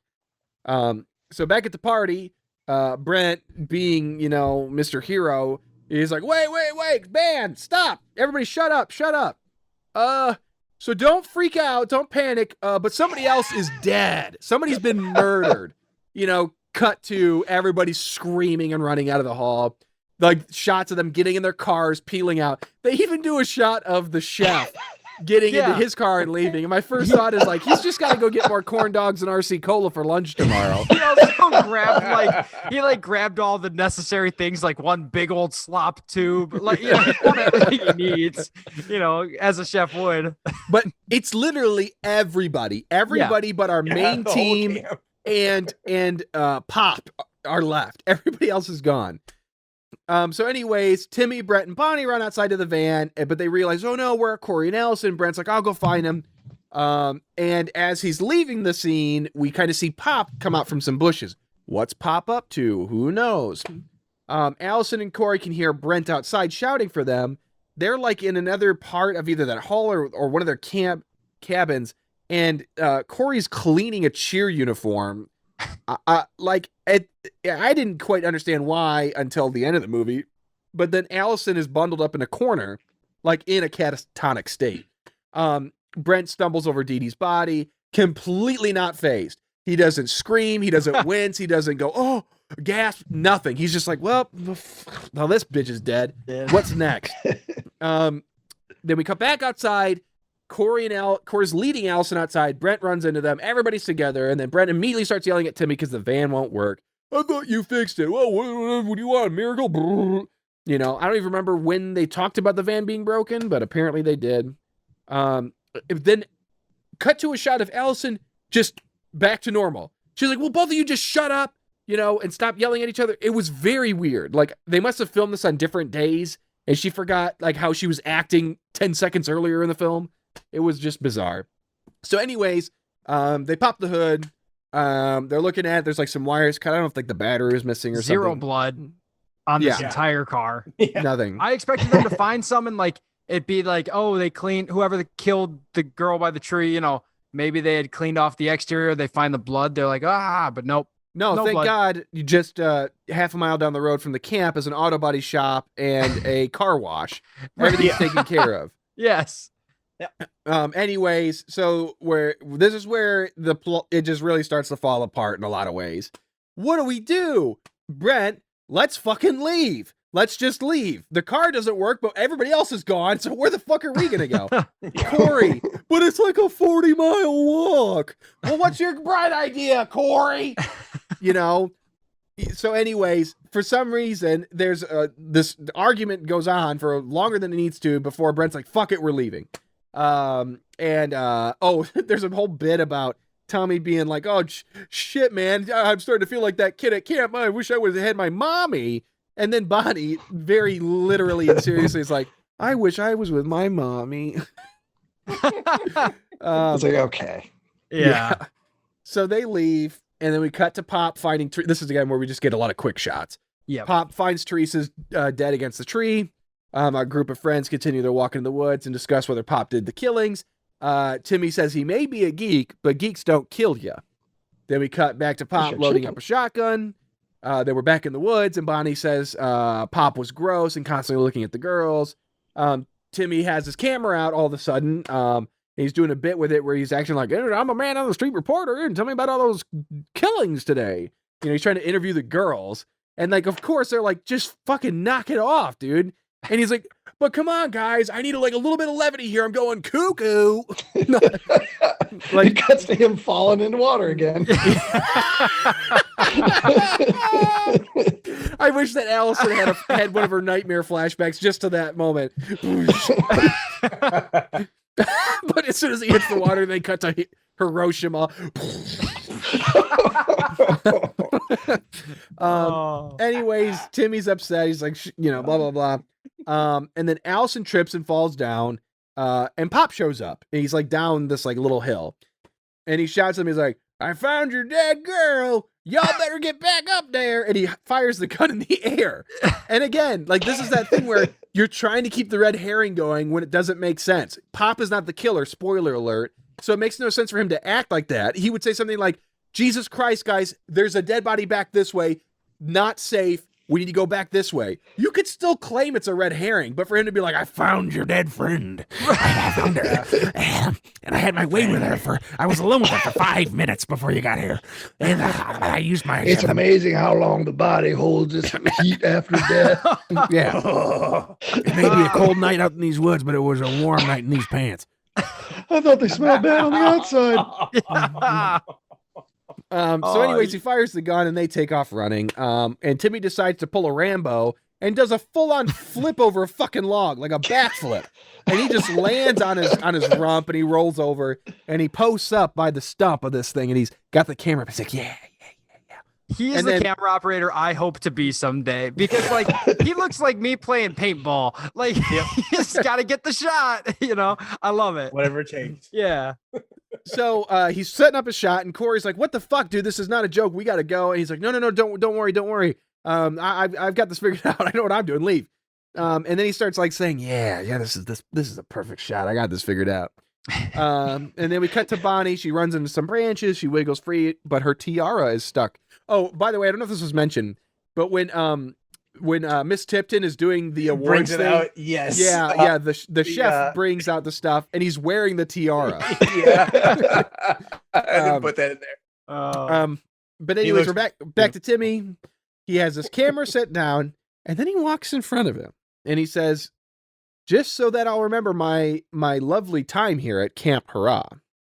He pauses, looks around comically with his big eyes, like, "Boy, it sure is peaceful out here in nature. So quiet you can hear yourself think." And then I wasn't sure about this next line, but I think he says, "You can hear some other things too," or something like that. A monster is stirring. It needs to get out. It needs relief. And then he turns around and unzips his pants. This dude just filmed himself pissing. Why? Like he has recorded, he has documented everything, and presumably the idea being that like people will see this and they will have this Blair Witch style like documentation about the murders at Camp Huzzah, and he wants the last shot to be him being like, "Now for me to pee." Like, why? It doesn't make any sense. He's proud of his dick. Yeah, apparently, but he turns away. He turns away. Oh, that's right. Oh, because it was it's weird. It was going to unfurl and hit the ground. Yeah. That's how he really saw it. It's steaming because it's cold outside. And I'll say, okay. So now this is where my turn, or my final, final leg. Oh my God, over. we are at 2 hours and 48 minutes. And so one of my favorite lines of this entire movie comes up here, where he like runs over, or like the rest of them run over. So Timmy is doing his own thing, right? He's in the woods filming himself take a piss for some reason. And Brent runs up to the final two or runs up to Alison and Bonnie. And he asks, "Where's Timmy?" And Bonnie's like, "He stopped to film something." Or Corey says he stopped to film something. And he goes, hold on, I have to hear the exact line here, because this made me laugh. I laughed for a good 5 minutes because it felt so unnecessary as a line of dialogue here. Oh, he goes, "Where's Timmy?" And they go, "He stopped to film something." And he goes, "What's he gonna do? Sell the video?" And runs away. I'm like, why are you speculating? Like, does he come running back into frame? He's like, "I don't know," or maybe he's using it as evidence. And then he like runs away and he comes back. He's like, then again, maybe he wants it for personal reasons. Why does he speculate what he's gonna do with the video? To me, it made me laugh for like 5 whole minutes that he speculates on why Timmy's doing this. I don't know why. It was so fucking funny to me. So he runs off. He's like, "I got to go save Timmy. You know, this is his only friend." He's like, "I got to run it." So he runs, right? And this is where Bonnie, the blonde? Yeah. Yes. She's speculating. Who could it be? It's got to be Pop, right? He's been everywhere. It's got to be, right? And what's his name? wait, have we seen what's his name die? Oh no, here it is. So Brent runs back and he grabs the camera, presumably not seeing any sign of Timmy, just the camera. So they go inside to plug it in. Obviously didn't look around very well, or somebody is really good at cleaning up in nature. Like presumably he like just showed sunk. up.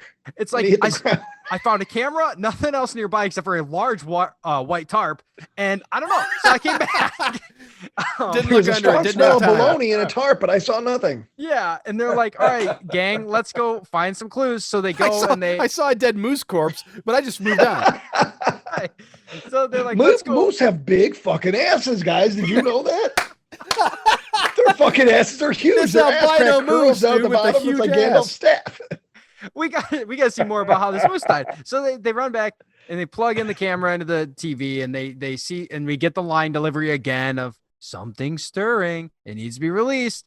And they watch as Timmy is cut open by the scythe that Pop picked up way early in the like when what's her name was in the cabin. He picked it up and looked at it and then set it down and then grabbed his whiskey jug. That is the weapon that is used to kill Timmy. So we see Timmy dies. We get a close up on his face as he spits out blood, and they're like, okay, this is enough proof for us. This has to be Pop. Even though they don't see who did it, this is Pop who did this. And so they set up, they may be watching a few too many Looney Tunes movies. They set up a trap where Brent rigs a bear trap above the door so that if someone comes in, it'll get them. Yeah. A bear trap. This is the most wild thing I've ever heard, because put it on the ground. If they step in it, you can confront them and they are now immobilized. Why are you rigging a bear trap to above the door? And again, this is a cheerleading troupe. These are fellas that are in cheerleading, and they're the last guys. Fuck, even if I was in that situation, I wouldn't be like, if we had a bear trap, I'm going to get some tungsten wire. And no, I'd be like, fucking put some crackers on the floor. If we hear a crunch, we shoot. I mean, where are they coming up with these gadgets, this MacGyver situation? It's insane that this was their first idea. Yeah, I love it. It's just so weird. So they set up this trap and then they wait. There's the four of them, and there's Brent, Bonnie, Corey, and Alison. They're all in there, and the door opens, the trap falls down, and this is wild. I mean, it's solid. I actually, like you said, I like it. The trap falls, crashes someone's head. They fall to the ground. That wasn't Pop. That was the sheriff. No. Beans. Oh my God. We done what grabbed a terrible the wrong way guy. for Sheriff Poucher to go out. Seriously. To He's go been such in the a nice dark. guy. We don't even get to see his face. Yeah, With that baby was a weird blues, man. decision. Yeah. Like you see, like as he's falling, you get some light on his shoulder so you can see like the uniform. But like when he's on the ground and they roll him over, it's like it's a mess. Yeah. Like It's just black. his head and face. Yeah. And now Brent, seemingly with the the realization that he just killed a cop and that this has gone too far, he grabs an axe and was like, fine, I'm ending this. So he runs outside and then falls on the axe, kills himself, we're done. That's the end of the movie. Cheerleader Camp. He seemingly decides like, I gotta go kill Pop, and then immediately runs outside and finds Pop, because Pop's everywhere. He's everywhere. Yeah. So he confronts Pop. What Pops have to say about the bear trap? Does he see it? Yeah. What did Pop? If he did, what would Our Pop. Yeah. Oh, okay. Hey, Brent, come here. Don't worry about that. If I got arrested every time I dropped a bear trap on a man's head, I would never left jail. But here's the thing. Us boys, we got to watch out for each other. Yeah, that's why we got to share each other's poon, too. So all the poon you have access to, I have access to. Oh, man. Walker's a dirty bird. I would watch Cheerleader Camp 2, where Pop and Brent keep the camp open just so Pop can get a nut. The sharing of the poon. Then you got to have a third character come in to be, because he's got to get the ropes shown to him. And so we get all the rules, sharing of the poon. So we cut to Pop just standing by a tree and a sign that says no hunting. He's got a shotgun. He's just kind of chilling, kind of spacing out, honestly. I think he's tired. And Brent swings the axe and misses. It gets embedded in the tree, and Pop's like, all right, fuck it. I'm shooting this kid. I don't care anymore. So he points the gun at him and says, "You're dead meat, boy." and then pop. Two versions of pop appear out of nowhere. There's three pops on the screen. There are Two gunshots triplets. can be heard, and Pop reacts. Clearly, things are not correct. He did not shoot his gun. And we cut to Corey, who now is brandishing a gun, I'm assuming off of the sheriff. Has to be. It has to be, right? We don't see her get the gun, but yeah. Brent comes back with the axe. And Corey's like, I had to do it. He was going to shoot you. I don't know why she's telling this to Brent, who knew he was about to get shot. You don't have to justify it. So then, I guess just for a little extra Pop screen time, Pop gets up and points the shotgun, and Corey blasts him again. No blood is shown for any of this. He does spits him up. And as he's sliding down the no hunting sign, there is a streak of blood. I guess there is a little, There's no like entry wound though for any of the shots, right? Yeah, it's not like you see like shit go. Yeah. So because they had to provide their own shirts, and he's like, "Fuck you, I'm George Buckflower." He's also wearing a pretty nice like leather jacket. Yeah, that's a good jacket. You know that's his. Yeah, he brought that to set. If you tell if you tell that prop assistant one more time to put blood on this jacket, I swear to God, I'll fucking gut you like that girl out in the woods. I worked for John Carpenter in 3 to 4 movies, motherfucker. I'm George Buckflower. I can't remember all of them because I was drunk most of the time.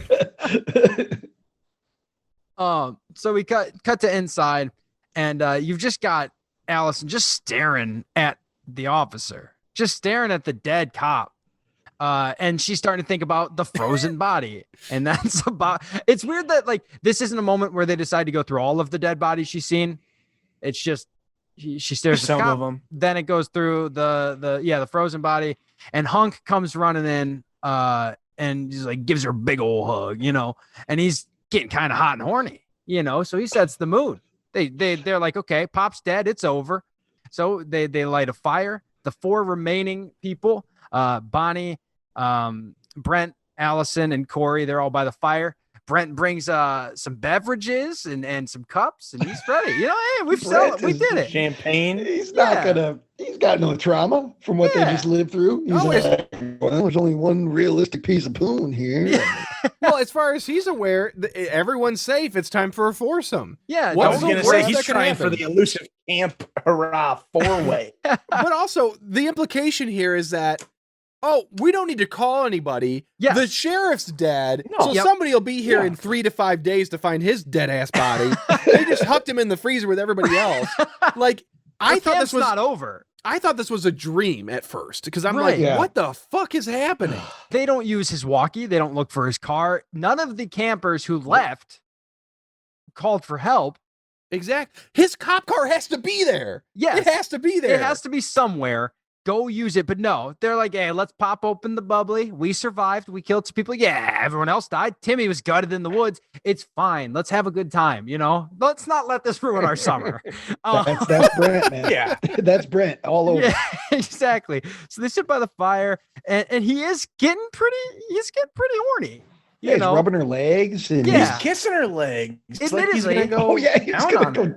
Yeah, I was like, Jesus Christ! It's been a sweaty night, fellas. Maybe you should. Brent's it's not the best.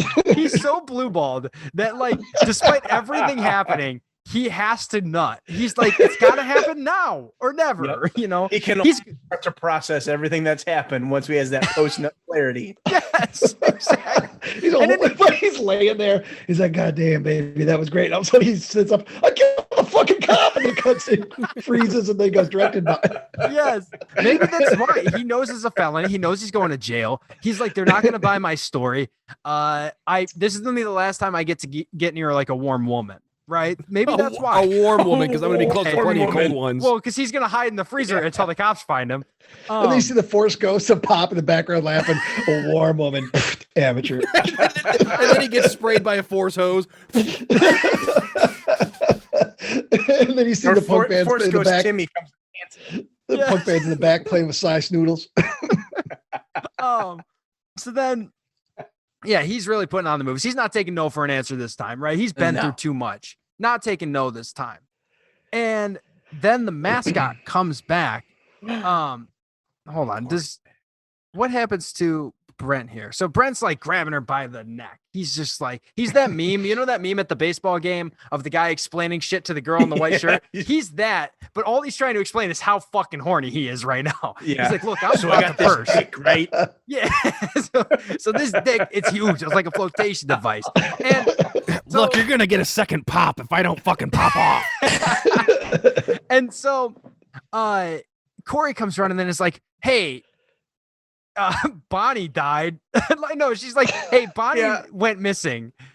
She left. This is where it's like, it's so lazy to like try to establish anything but the fact that Corey is the killer, which I guess maybe at this point they were like, fuck it, drop it. Who cares? We're going to unravel it anyway. So she comes in, she's like, hey, Brent, I lost Bonnie. Can you go find Bonnie? And Brent's like, God damn it. Not again. I was so close, you know. At this point, when he's walking, he's like, tup, tup, thump, tup, tup, because his balls are hanging out so low. He's got to find a wheelbarrow on his way to find Bonnie. So the veins are huge. So he's like, fine, I'll go find Bonnie. And like, he runs away. Use the force, Brent. So he runs away. Use the force of that two-handed wheelbarrow to look those nuts. So Brent runs away, and Corey starts talking to Alison, and she's like, "Hey, something's not up. I think Brent did all this. You know, I think this is Brent who done all this. This is hey, Corey, this is awfully suspicious. All this stuff you're saying right now. Yeah, it's weird how you left with Bonnie and then you lost Bonnie, and now you're trying to tell me that that Brent killed Bonnie. I don't know. I will say, I shouldn't digress. Corey starts talking to her about Darth Plagueis. Have you ever heard the tragedy? Have you ever heard of Darth Plagueis the Wise? It's like, God, it couldn't be more obvious like, who the killer is at this point. Exactly. Have you heard of Darth Pop the Lecherous? But I will say about what we're going to see here. I am impressed with Corey's setup. Yes. That she's doing. Right. That I was like, I didn't quite figure it out until after it happened, but I was like, all right, Cheerleader Camp, I'll give you that. I thought that I had figured this out. So we had talked about this earlier. I thought this was going to be she loves Alison. Yeah. And this was going to be the delusional, I love you, I did this for you. Yeah. But it's not that, which again, that impressed me too. I was like, oh, okay, never mind. But it also still doesn't make sense. Well, I mean more specifically about in this exact moment, what she's doing with Alison. Sure. Where she's trying to convince Alison that it's Brent. Is that what you're talking about? And then they go out and she gives Alison the gun. She's like, hey, hold on to this. She cocks it. She's like, it's all ready to go. Just point, click, bang, just like I did the old Papa Rooney out there. And she looks around the corner and she's like, there's Brent. He's killed Bonnie. Which again, if you're Alison, this is all a little sus. But so and if you're an eagle-eyed viewer, Bonnie is draped over. She's in the phone booth, like one of the windows must be broken, and she's like draped out over it, and her face is upside down towards the camera. She's smiling. She's got a big ass fucking smile on her face. Yeah. And she's been choked to death by the phone cord. Yeah. Is that how I don't. Let me go back. And I think she's been choked to death by the phone cord. Yes, she has been. And so do you think she was smiling the whole time she's being killed? Yeah. I would assume. Did you know that I'm the queen? And so then they round the corner and Corey yells, there's the killer, which is so weird because I guess, because who knows, maybe there's other cops in the area. Like, why is she yelling this? It's just her and the one individual that she's already convinced to shoot. There's the killer. There's the killer. Like, I really don't understand unless this was just preventative. Like, what if there's another person in the area? This way it can sound like this was self-defense. Yeah. I guess. Or just in case Timmy's recorder was still recording somewhere. Yeah, there you go. He had cameras all over that camp. Everywhere, like the Hunger Games. Yeah. They all smelled like poop. The rocks. So she takes, Alison takes the shot. Brent screams, no! And then, dead. He falls dead. Now, only two left standing. It's Corey and it's Alison. Alison puts her head on Corey's shoulder and starts crying, and Alison just looks on. Not quite smiling. She's still holding it together. Corey, what did I say? You said Alison. Allison's crying into Corey's leaning shoulder. on Allison. Yeah. Allison's leaning on Allison, and Allison won't stop crying. Oh my God, I'm having a stroke. What's happening? There's too many Allisons. It was a mistake to name all of the women Allison. Yeah. So Corey, then Pop shows up. He's again, a younger, handsome Pop. We cut to. I haven't been here in 20 years. I heard my dad works here. Does anyone know him? He calls himself Pop.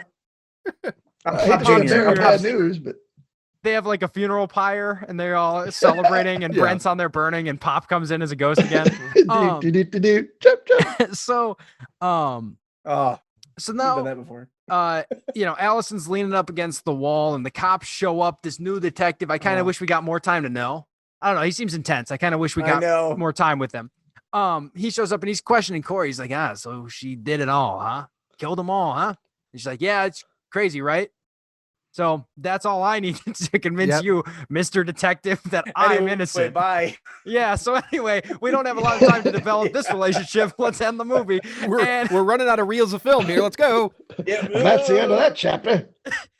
And so then Allison, she gets put into they like put her on a stretcher, put her in the back of an ambulance. She's kind of zonked until this moment. Yeah.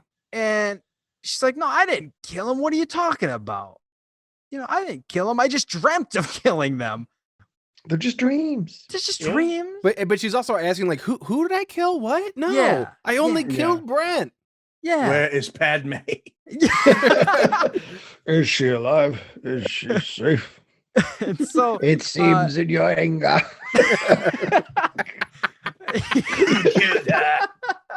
No. This was definitely the outline for episode 3. George watched this and was He's like, got perfect. a 6-pack. Yep. Yeah, he called up Spielberg.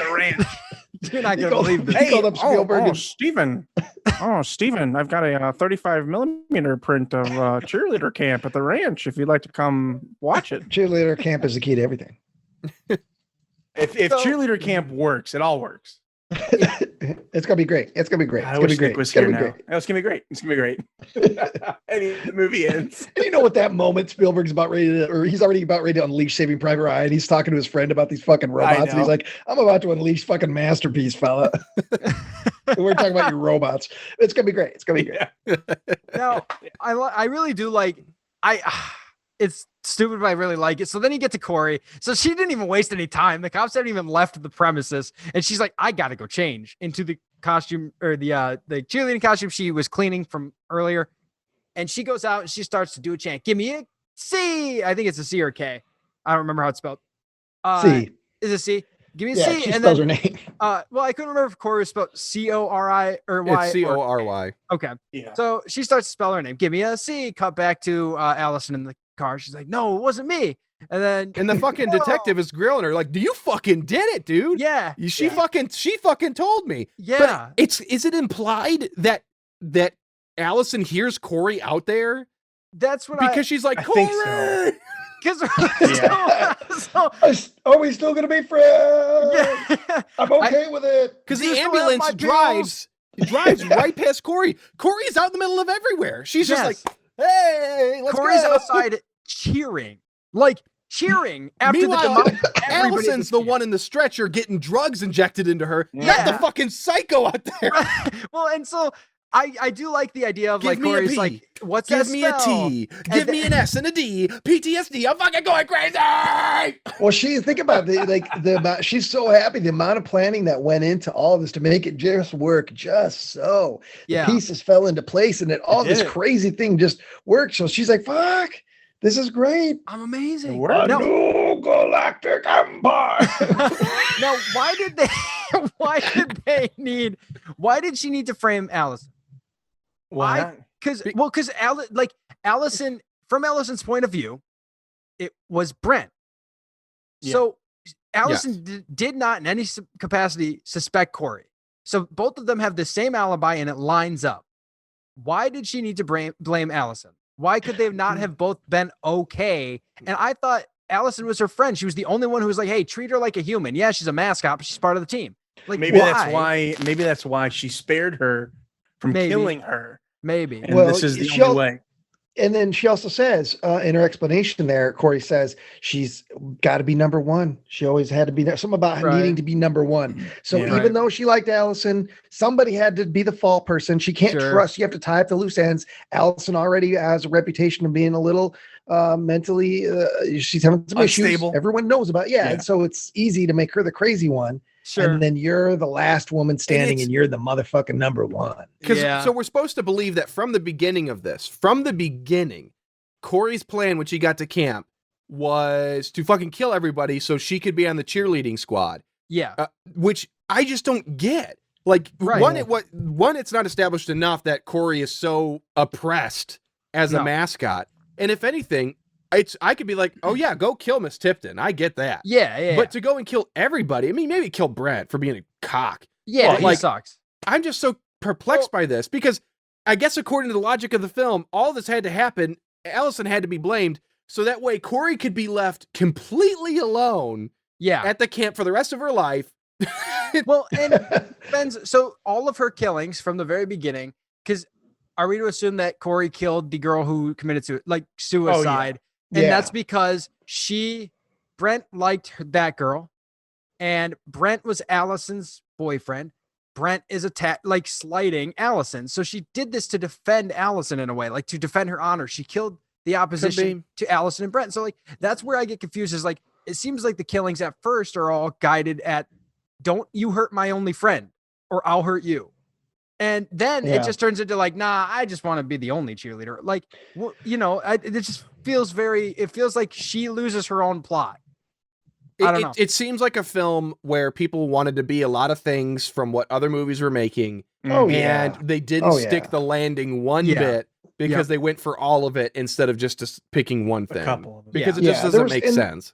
And in the 80s, the golden age of slashers, there was only two kind of killers. There was one where who the killer is, and there was one where it's a mystery.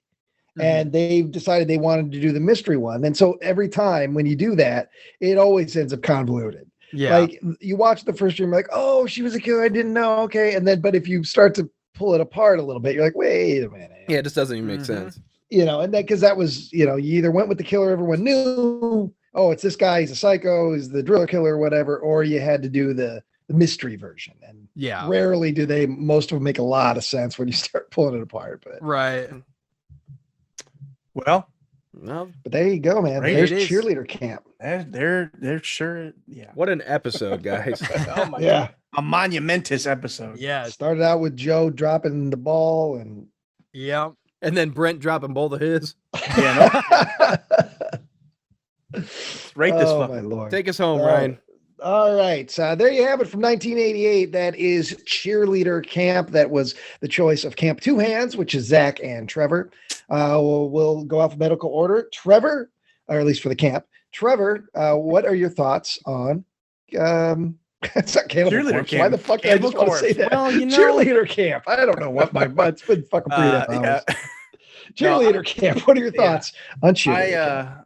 I love Cheerleader Camp. Like I said, it just won my heart from that first scene with that weird dream sequence. I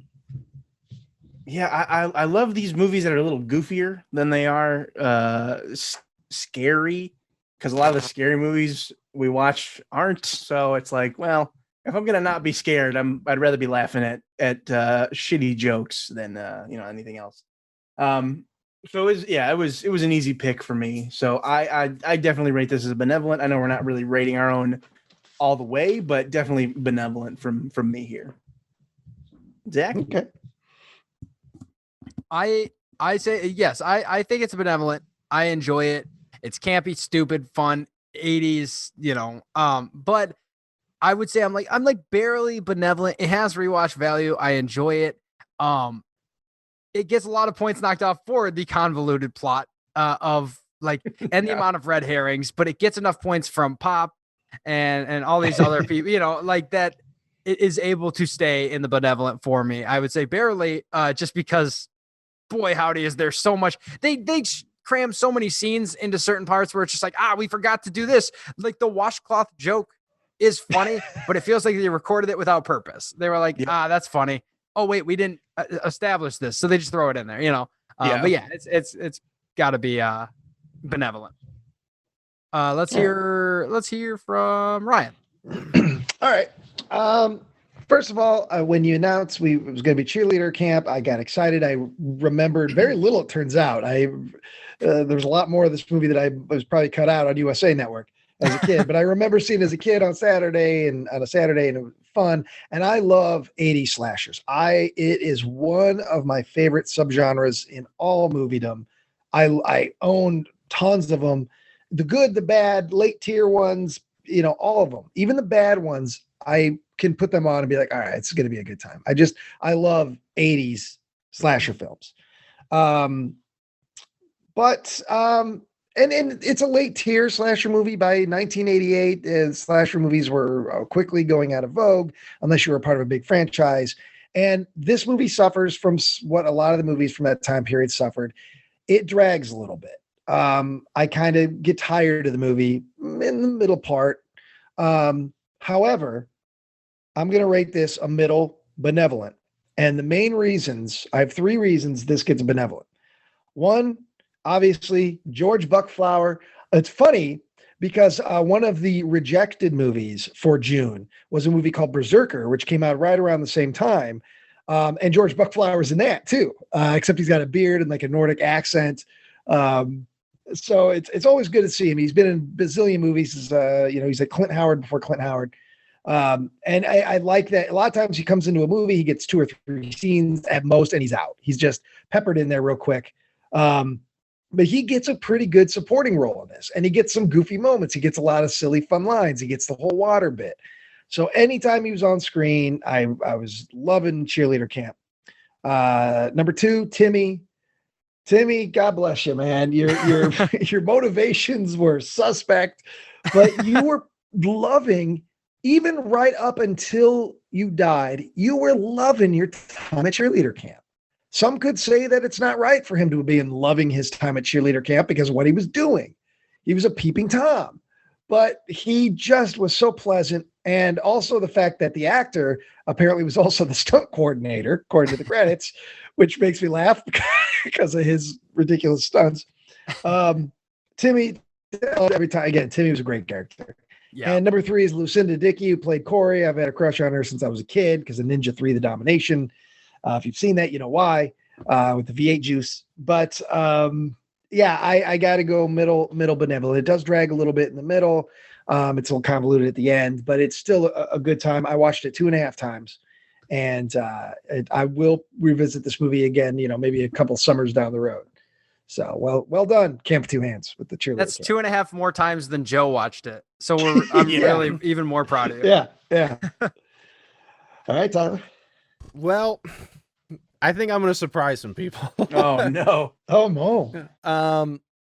So I'll tell you exactly how I actually voted for the rating for the whole shebang.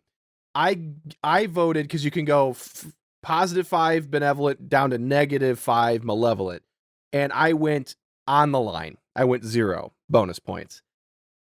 Primarily because of that drag. After Buzzkill Brent announces that there's another dead body and everybody scatters, it really dropped off for me. Yeah.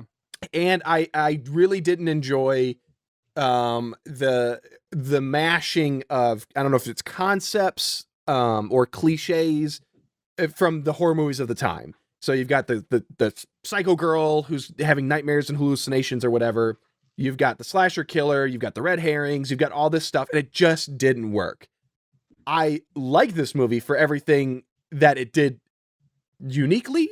The goofy comedy, the Timmy butt, the Miss Doubtfire shit, the weird one-liners. Like there's a lot in here. And again, I think it's that I just wish it had been something else. And maybe that's my own fault, my own expectations. It's not a bad movie. It certainly fits within the universe. I think I gave it a really good score in a lot of other areas. So the bonus point isn't going to hurt it one bit over in my score overall. But just on that malevolent to benevolent rating, I just really felt middle of the road. And again, I think I wish it was an outright black comedy, like just something dark and weird. And it just went further with it. Because the production design is great. They're at a camp. They're really playing up that aspect. I mean, even though it's a dumb cheerleading movie where like the rules of the movie don't even make sense, there's cheerleaders, there's costumes, it's all there. Like they put a lot of effort into this. So, and I appreciated that. So I don't want my score to like scare anybody from watching this. It's totally worth watching. I just felt like if I'm breaking it down in the terms of the contest, there was enough that brought me down. Whereas like, and I think the competition so far, it's this and Aquanoids. And Aquanoids is like an hour and 6 minutes or something, or 10 minutes. It's got weird shit. It had Clinton Jefferson. So there was always something like every 2 minutes to bring me back in. And then it was just towards the end, it just started to dip. But I will say the reveal that Corey did all of this just so she could be a cheerleader, it kind of brought me back. So it's a weird ride. It's a weird ride, but like Ryan said, it's worth it for Pop, you know? Yeah. So come for Pop. It's goofy fun. It's goofy. Yeah. So, but I fully expect Joe and Nick's ratings to be pretty strong. You know, it's a good contender. I'm interested to see how it stacks up against Aquanoids. So, but in our third film. Yeah. Yes. Do I announce that now? Or yes. Camp Cardiff Giant. Yes. Sean and I are Camp Cardiff Giant. A reference to the movie Made. We're staying in 1988, guys. We're going to stay in 1988. And what are your parameters? Our parameters were no films from the 90s and no films between 2010 and 2019. And it's Vacation Destination was our thing. So from 1988, it's a movie called Uninvited. It is about some sexy college students looking to have a good time. They're on a yacht with some bad guys on the way to oh my God, this poster. On the way to the Caribbean.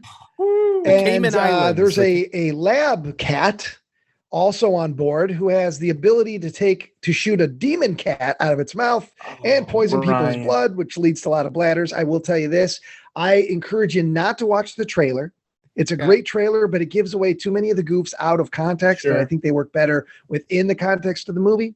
I don't know how it will stack up with Aquanoids and Cheerleader Camp, but I like it quite a bit. It's silly. It's got Oscar winner George Kennedy in it, slumming right before Naked Gun, revived his career a little bit. So I don't know. I'm really interested. I hope Nick is able to see this one. Well, I mean, he's going to see it, but I don't know if he'll be part of the recording. But because of the puppet, there's some puppet work. There's some puppet work. I'm seeing a lot of good shit on Google Images here. I'm going to stop looking. I'm stop drilling. I hit oil. I'm done. I'm in. Now, Ryan, Wikipedia says it's 1987. Oh, does it? See, I'm on Tubi, says 88, so it's around 87, 88. Okay. It has to be, just want to make sure I have the right film for you guys. You have the right one because I've watched it both on. It's both on Tubi, and it's a real nice print because I believe it had a Blu-ray release a couple years back, and so it's on the Plex and it's also on Tubi as well. Incredible! This looks so good. Hold on a second here, Ryan. I think you're stepping in some doo-doo here. What? Now this is probably a happy coincidence that Mr. Buckley, screwed the pooch on this and isn't here. But we gave Mr. Buckley quite a bit of shit for his Blood Diner pick. And hold on. Hold on. Yeah. I don't have the full context, but I do see I'm on Wikipedia. It has a Vinegar Syndrome Blu-ray release. Yes, it does, which is the print that's out there. Having said that, though, because I thought about this too. This is a movie that for 25 years nobody talked about. This wasn't a Blood Diner thing where it was on. I saw this movie as a kid on either TNT or USA, and then never again. It was not at my video store. Nobody I knew ever saw the movie pre-internet. I never heard anyone talk about it. I just remembered there was this weird movie with a guy from Naked Gun and a killer monster cat on a boat. It's only in the last couple of years that it has gotten any sort of attention because Vinegar Syndrome, which puts out all kinds of shit. There's really no rhyme or reason. They're not like Scream Factory. I mean, I just hear you and Joe burp out Vinegar Syndrome quite a bit. So, oh no, it's this is if you look at Vinegar Syndrome's titles, most of them is shit you've never heard of. It's real obscure because I just need to know whether or not I have to defend a Buckley position the next time we hear from him or not. I shouldn't, because I know Joe's probably never fucking heard of this movie. I don't know. Blood Diner is one that everyone knows the title of. Everyone knows the poster from. That poster was famous, and Uninvited doesn't have the cult status of a Blood Diner. Like if you it may down the road, because after a couple of years, but again, the Vinegar Syndrome clientele is not your even mainstream cult. It's not your Scream Factory. It's not your Arrow. It's people who like really super weird shit. Buckley, it has gotten, but I will say it has gotten a lot more attention amongst film nerds in the last like 2 or 3 years because of the Vinegar Syndrome release. Okay. And I think the Vinegar Syndrome print is the one that you see on Tubi because it looks really nice. But this is not a cult. I don't think anybody's going to conventions cosplaying as anything from Uninvited or, I could be wrong. I would love for someone to do that, but I'll defend it. I'll defend that this movie is. I'm not saying it doesn't qualify. I just, again, because if the next time we hear from Joe, it's Joe squealing about how you've done me wrong. No, Joe. Because you look at Blood Diner, how many Blood Diner reviews Blood Diner has, and how many Uninvited has on any sort of thing. And I'm sure the numbers are quite different. All right, folks. Well, thanks for sticking with us for probably 3.5 hours. Yeah, we gotta figure out this. We gotta streamline this, fellas. Well, if we'd have everybody on deck right at 6, if we have people not sleeping in, true. Yeah. I'm always willing to grind our show to a halt to talk to Nick for a few minutes. Yeah. That's just good entertainment. But this Joe nonsense is a different story. Would it be too much if when Joe does his section for Uninvited, we say nothing? No. We give him literally nothing at all. I love it. I'm curious to see how long it'll take him to say anything. Or he'll just pause for like a minute. Yeah, right. Is my thing working? Is that freeze? All right, and then the cat does this. Please, let's do that. Yeah, let's do it. Total. We'll ice Joe out. I mean, that is assuming he watches the movie and shows appears, up. Yeah. And you know what? Just to double down on the Joe hate right now, Joe.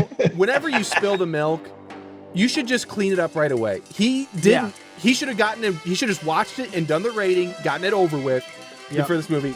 No, didn't even open Plex, nothing. No, so, of course not. He's happy not to. Yeah. He's happy not to. I don't think he likes this. I don't think I know he was crying about, I can't wait to get back. I still don't think he really likes it. No, he doesn't. If he did, it's too much work. He would wake up to hang out with us. It would have nothing to do with the movie. It would just be to hang out. Yeah. So. All right. Oh, boy. Well, guys, it's 9:40 on a Sunday. Good marathon deep dive into cheerleader camp. Yeah. All right, everybody, get some rest. All right. All right. See ya. Bye. See ya. Bye.